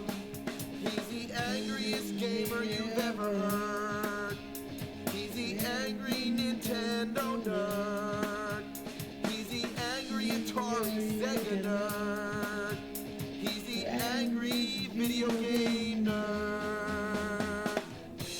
He plays the worst games of all time. Horrible abominations of mankind. They make him so mad he can spit or say cowabunga. Cow a fucking piece of dog shit. This game is diarrhea coming out of my dick. They rip you off and don't care one bit. But this nerd, he doesn't forget it. Why can't a turtle swim? Why can't I land the plane? They got a quick buck for this shitload of fuck. The characters' names are wrong. Why is the password so long? Why don't the weapons do anything?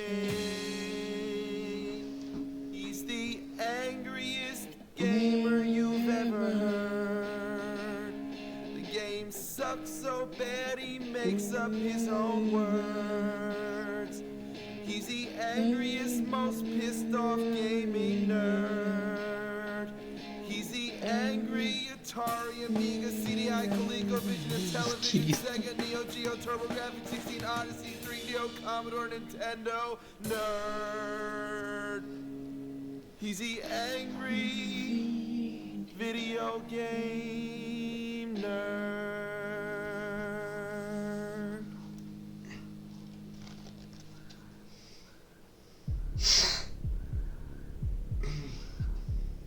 It's the mid-90s. Super Nintendo and Sega Genesis were the two big competitors. The 16-bit era was coming to an end, while the next generation consoles were on their way. The Sega Saturn, the PlayStation, and the Nintendo 64 were ready to hit the scene. The graphics were getting better, and video game companies were racing their technology to a never-ending finish line. During the ongoing delay of the Nintendo 64, Nintendo announced a new product to fill the time and continue their successful line of portable game systems, beginning with the Game & Watch games and the Game Boy. The product, originally dubbed VR32, would become known as the Virtual Boy. It made use of 3D technology where each eye would see two separate screens and create the illusion of three-dimensional depth. Virtual reality seemed like the way of the future. Just the idea of feeling like you were in the game was an awesome concept, but instead, it turned out to be the grand motherlode of shit. The first problem was that it was marketed as a portable system. Yeah, portable. My ass is portable. You could barely find a comfortable way to play this big red ugly piece of shit at home, let alone bring it somewhere. Like you couldn't play in a car or something like that. And come to think of it, you wouldn't want to play this thing in public anyway. You'd look like an asshole.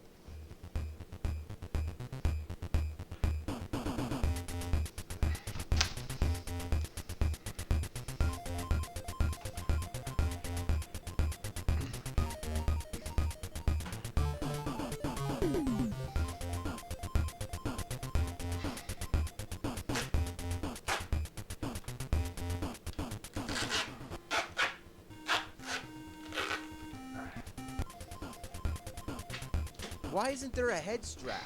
Let's think about this. This must be one of the worst designs for any invention in history. It's basically a pair of goggles on a stand. To me, that translates to a pair of eyeballs on legs. The controller's really weird too. It has two D-pads and the battery pack is attached to it. You can swap it with an AC adapter, but when you're playing on a table, it can come loose and shut off your game. The 3D effects are hard to focus and they strain your eyes. There was even a warning on the box that said it could cause headaches and seizures. That's great, right? It's like the cherry on the shit sundae. How would you like to play bad games and have a headache too? But before I say the games are bad, let's take an honest look. Unfortunately, the only way I can record these games is to zoom into the eyepiece, so please excuse the guerrilla-style videography. Let's begin with Mario's Tennis. This was one of the first Virtual Boy games to be released, and it's usually the first one that most people have played. It starts out with Mario hitting a tennis ball right into your face. The 3D effect is actually pretty effective, but without experiencing the actual game, you can't see it. Now, the main thing that disappointed everybody right from the beginning was the fact that the games are all in red and black. Now, the original Game Boy was in black and white, or black and greenish yellow, whatever, but the Virtual Boy was supposed to be cutting edge, so it was fair to expect it to be in color. What a letdown. Now, as for the game itself, it's just tennis, but with a selection of Mario characters. Not bad, but nothing special. The big problem for me personally, what the hell kind of virtual reality game is this? I don't feel like I'm on the court interacting. I would have expected this to be in a first-person perspective. The whole idea of virtual reality is to simulate the experience of the game like you're actually in the environment. It's supposed to feel like reality, hence the term virtual reality. Here's another one, Galactic Pinball. Well, it's just a pinball game with a space theme. The 3D effects are pretty shallow on this one. Nothing ever really comes up in your face. To use the paddles, you hit the buttons on the bottom of the controller, which feels like using a real pinball machine, but you expect to be able to hit the button harder to hit the ball harder. So in the long run, it just makes you wish you were playing a real pinball machine instead, or anything other than this. I feel like I'm taking an eye exam. And speaking of that, my eyes are starting to hurt already. It If you play this long enough and go blind, you can really become the pinball wizard. Okay, now we have Teleroboxer, kind of like Rock'em Sock'em Robots. And holy shit, it's a first-person perspective. This is a little more like virtual reality.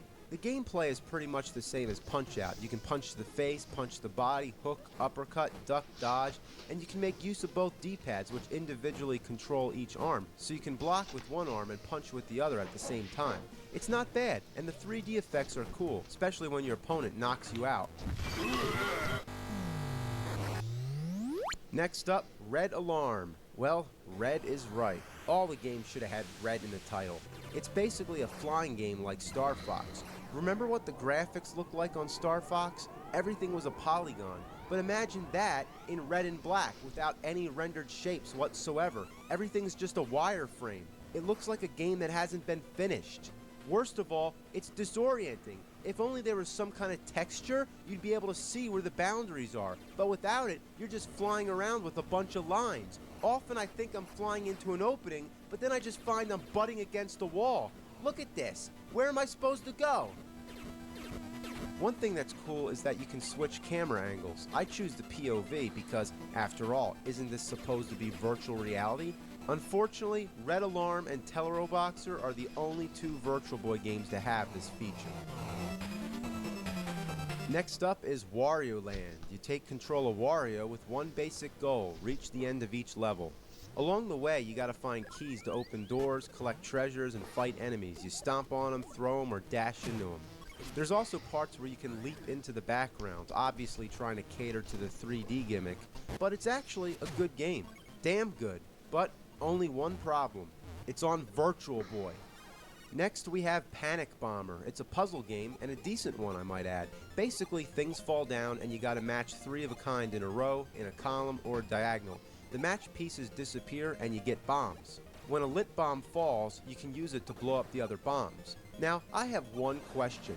Why in the holy mother of fuck does this need to be on Virtual Boy? It's a puzzle game. This is the kind of thing that belongs on Game Boy. Not only is there nothing remotely 3D or virtual reality based, you can only play it alone. Aren't puzzle games most fun when you have friends to play with? Well, Virtual Boy actually had an extension port for a multiplayer cable.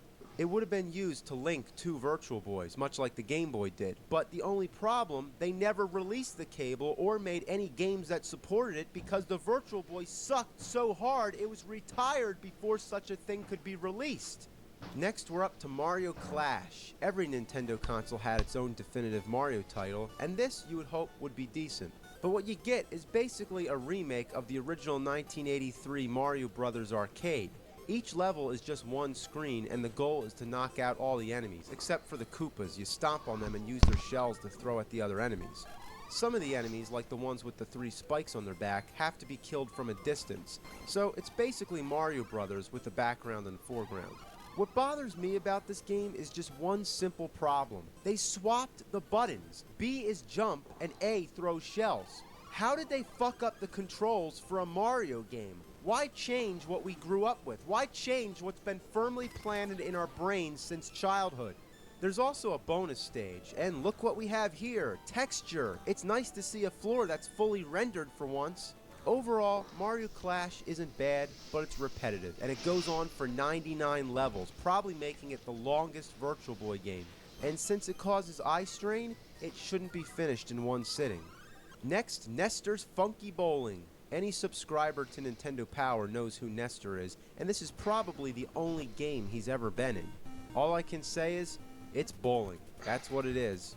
But I don't know what's so funky about it. It's just an average bowling game with the same 10 pins over and over. The animation on Nestor's reactions is pretty fun to watch, but other than that, there's not much to say.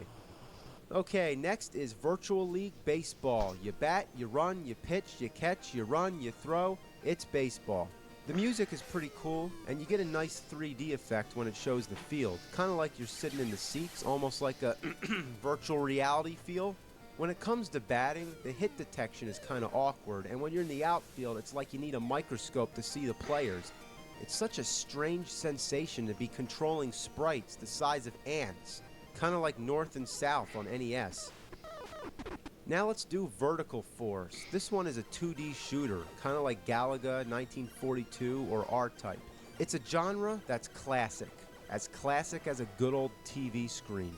The only 3D part is that you can switch between two different altitudes, so it's kind of like 2D 3D. Sometimes you gotta fly up or down to avoid obstacles, but most of the time you can just stay where you are. The 3D effect isn't even that deep anyway.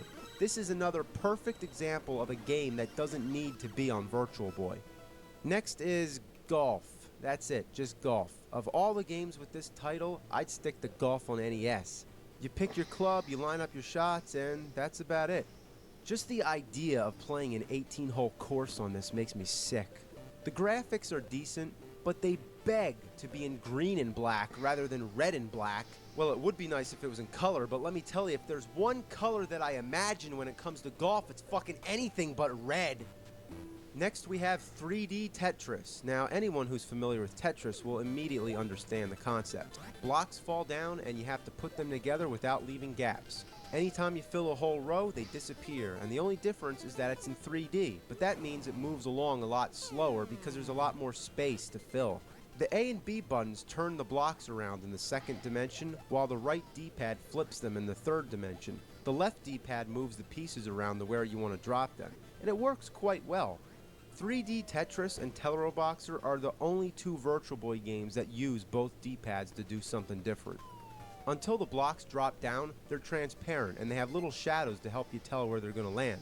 Also, the layout keeps moving, so they basically tried everything they could so that you won't get confused, but still, it's a little hard to tell what you're doing.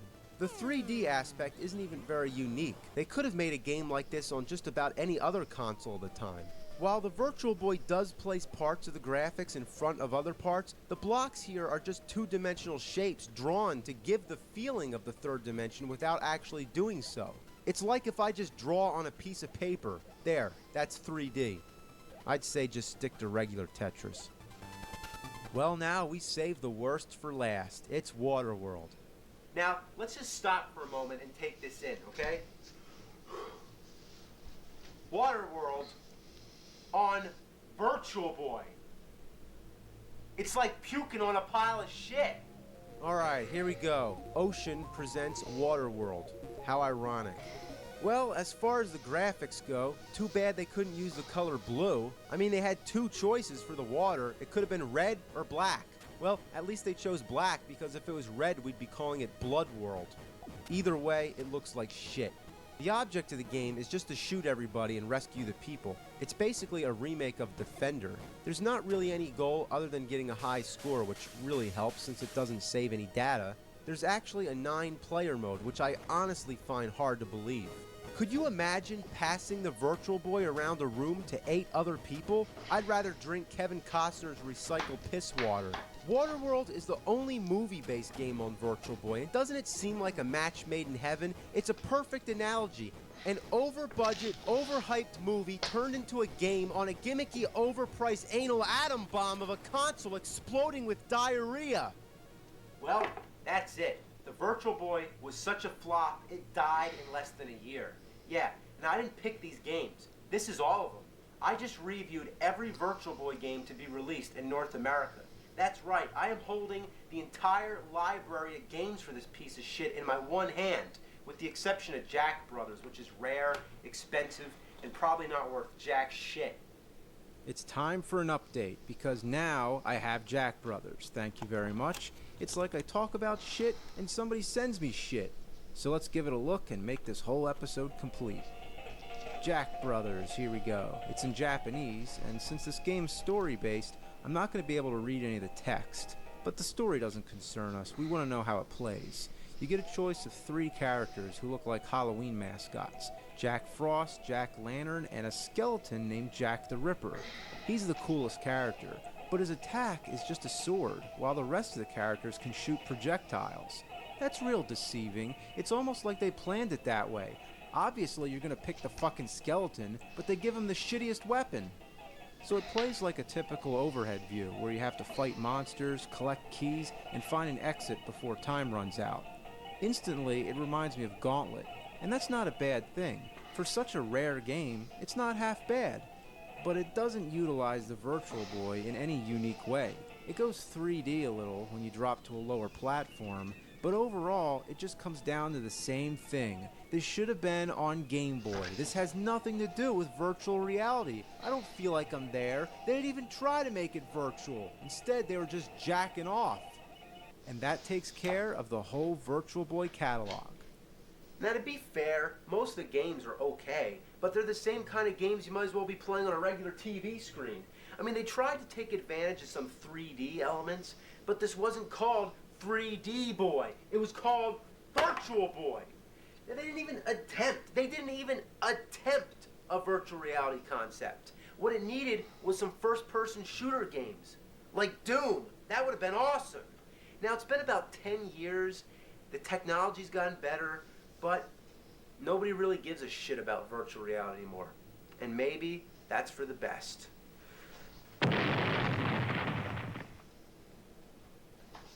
Existe fazer você mesmo e existe fazer você mesmo. É a diferença entre ser criativo e ser um criador. Entre uma receita caseira e ser um nome de sucesso. Entre um sonho distante e o trabalho dos seus sonhos. É o seu negócio, o seu esforço. Faça você mesmo, do seu jeito. Crie seu site no Wix.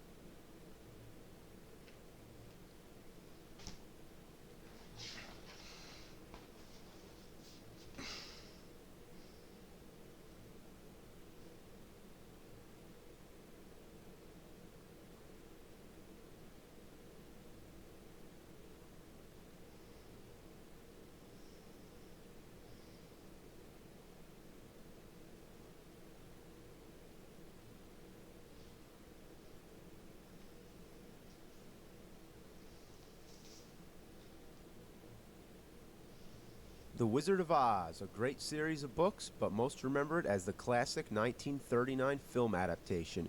Everyone's seen this as a kid, and it's one of the most cherished movies of all time. Now, did it ever need to have a game? Well, with all the shitty movie adaptations on Nintendo, it should come as no surprise. But this is Super Nintendo, so it can't be that bad, right? The title screen looks promising enough, but if you watch the demo, you see Dorothy fall down a hole and die in a matter of seconds. They didn't even try. It's the worst demo I've ever seen and the perfect foreshadowing for one of the worst games ever. So you start the game and the intro begins. To say the least, it's horrifying. Look at how ugly this is. Dorothy looks like she's dead, and the graphics on Toto really stand out for some reason. Then the tornado comes and Dorothy gets sucked away like a cardboard cutout. So she's in Oz right away, and Glinda gives Dorothy the ruby slippers. I always thought that was sketchy. Why does Glinda have such disregard for Dorothy's safety? Having the ruby slippers makes her the target of the Wicked Witch. It's not like Dorothy asked for the damn slippers. Also, why doesn't she just tell her she can click her heels and go home right away? Fucking bitch. Oh my god, the witch has a bubble too? I don't remember that from the movie. The basic gist of the game, you gotta get through 4 countries, each consisting of 7 or 8 stages. You have to collect bricks and tickets along the way. The bricks are used for building a bridge from one country to the next, and the tickets are for entering the Emerald City at the end. There's also mini-games like Match the Picture and this word scrambler thing with Toto. Trust me, it sucks. But now on with the game. Let's start off with the enemy rundown. We got bloodthirsty blue birds, frogs, chattering teeth, pink soldiers, some weird-looking dude, flying elephants, which are supposed to be monkeys, a blobby blue guy, and killer chairs. Is this Wizard of Oz or Pee-wee's Playhouse? Then there's all these buzzsaws. Kind of violent, don't you think? Everything imaginable wants you dead. Even water faucets coming out of trees. Even the hands of a clock can kill you. Okay, Then there's lemons dropping down. You know, like in the lyrics of Somewhere Over the Rainbow, the lemon drops? That's fucking desperate. My favorite's the cat cactus. That's creative, right? You get it? A cat cactus? There's even enemies that you can barely see, like this tiny mouse on the fence in the background. Like, are you kidding me? That doesn't even make sense from a perspective viewpoint. She's like standing in front of the fence. As far as trying to defend yourself from all this shit, you're screwed. Dorothy has 2 attacks, shooting magical items that she collects or kicking. The only thing effective is shooting at things, but your ammo runs out extremely quick and it's very rare to find more. In fact, only a few stages in the whole game have this ammo, which comes in the form of gems or stars. Can you imagine how annoying this is? Take, for example, Super Mario World, okay? Imagine if there were no mushrooms, fire flowers, or anything throughout most of the game. You had to go back to the first stage every time you need something. Is that fair? But let's face it, you're gonna keep running out of ammo in the middle of a stage, so your main attack is the kick. It's all you have. Remember the scene from the movie where Dorothy kicks the shit out of a giant crow wearing a vest? Well, anyway, this kick is practically useless. Most enemies come from above. I mean, look. You can't kick while jumping either, which is really a problem. So in the air, you can't defend yourself. Unfortunately, you need to be in the air to jump your way through the game. She's carrying that fucking wand around. You wish she could just whack things with it, but no, it's just for decoration. What a joke. Most of the time, you're just constantly taking hits, hoping to have spare energy. Fuck. Shit. Along the way, you meet the other classic Oz characters. Thankfully, you can play as all of them, switch between them, and each of them have their own individual life bars, which makes it helpful. So when you lose energy, it doesn't affect the other characters. But their attack range doesn't improve much. The Scarecrow can use the pitchfork, which is okay, but you still can't attack while ducking or jumping. Now, Tin Man, what a miserable fuck. He raises the shittiness to a whole new level. He can't duck or jump at all. That fucking helps, right? Why not make a character in a platforming jumping game that can't jump?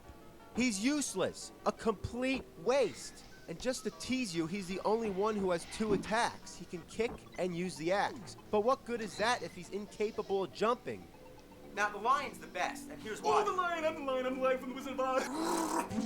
One time a rooster took a shit up inside of the barn. Let's have a peanut butter and jelly sandwich. Put him up, put him up. Oh, I like to wipe my ass with his tail. It's not my dick, it's my tail. Shut up, shut up, shut up. Look, we're trying to read this game. We're up to your part right now. My part. Now, here's how the lion works in the game. Now, as far as the attacks go, he has like this weird bitch slap. Yeah, it's the equivalent of Scarecrow's pitchfork, and he's the only character besides Dorothy that can shoot stuff. With a look and a fuck and a fuck. Hey man, did you just swear? Yeah, fuck you, dick. Now the only problem with the lion is that after he dies only once, he never comes back. Now it's time to discuss the game's most fatal flaw. It's a glitch that defies all your gaming sensibilities. You fall through the platforms. No kidding. If you try to jump from an angle or land anywhere other than dead center, you're going through. Like, how in fuck hell do I miss jumping on something this big? I've never seen anything so ridiculous in my life. It makes the game virtually unplayable. A lot of times, I find myself rocking the D-pad back and forth to ensure that I land precisely where I want, and then sometimes, it still doesn't work. You just gotta take your time, plan each jump very carefully. Oh, I didn't know that was gonna happen, so no, you can't take your time. This is one of the hardest games I've ever played, but for all the wrong reasons. Every time you get game over, you have to enter a password to continue. And like any shitty game, it's long and tedious. And I swear, I had to enter this password about 50 times before I finished this game. Alright, I'm almost to the end of the stage. Almost to the end. What? I died? Yeah, it doesn't matter if you reach the edge of the screen. You gotta be right on the arrow or above it. Have you ever seen a game be that picky? As long as I touch the right side of the screen, that should count. Another thing that pisses the shit out of me is that you can't jump down off ledges. Let's take a good game, for example. Yep, referring back to Contra again. If you push down and the jump button at the same time, you jump down. Simple, right? But no, you can't do that in this game. Why is that such a big deal? Well, here's an example. I'm gonna get hurt by this green flame. You see, I just got hit. It's too high to jump over, and it's too low to walk under. All I want to do is drop down the floor and walk underneath it. But the only way to do that is to walk all the way to the left.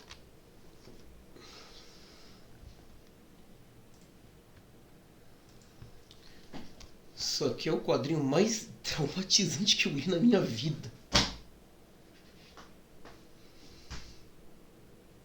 Sério, eu estou traumatizado. Isso aqui me traumatizou.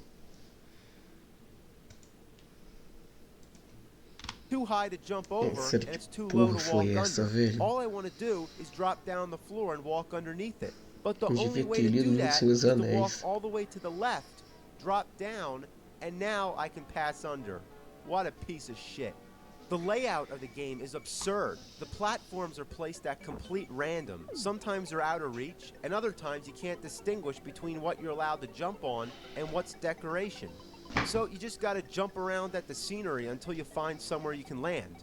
Like right now, I'm completely stumped. I can't go anywhere. Oh, okay, I can't jump on this big bright yellow thing, but this half-hidden hourglass that's partially in the background I can. Toward the end of the game, you fight the Wicked Witch. Well, I don't have any ammo to shoot at her, and because she's up on the ledge, I can't hit her since there's no jump attacks, which means Dorothy's out. That fucking kick won't get us anywhere. That seems like the only time when Tin Man can come in handy. But what the hell? Why is it that when I stand close, the axe disappears? It's like you gotta stand in the right spot. Shit! Come on. Oh, is that the witch? That's the witch. She's a bitch, not a witch. Come on, you fucking green bitch. Melt. Melt like diarrhea in the hot sun.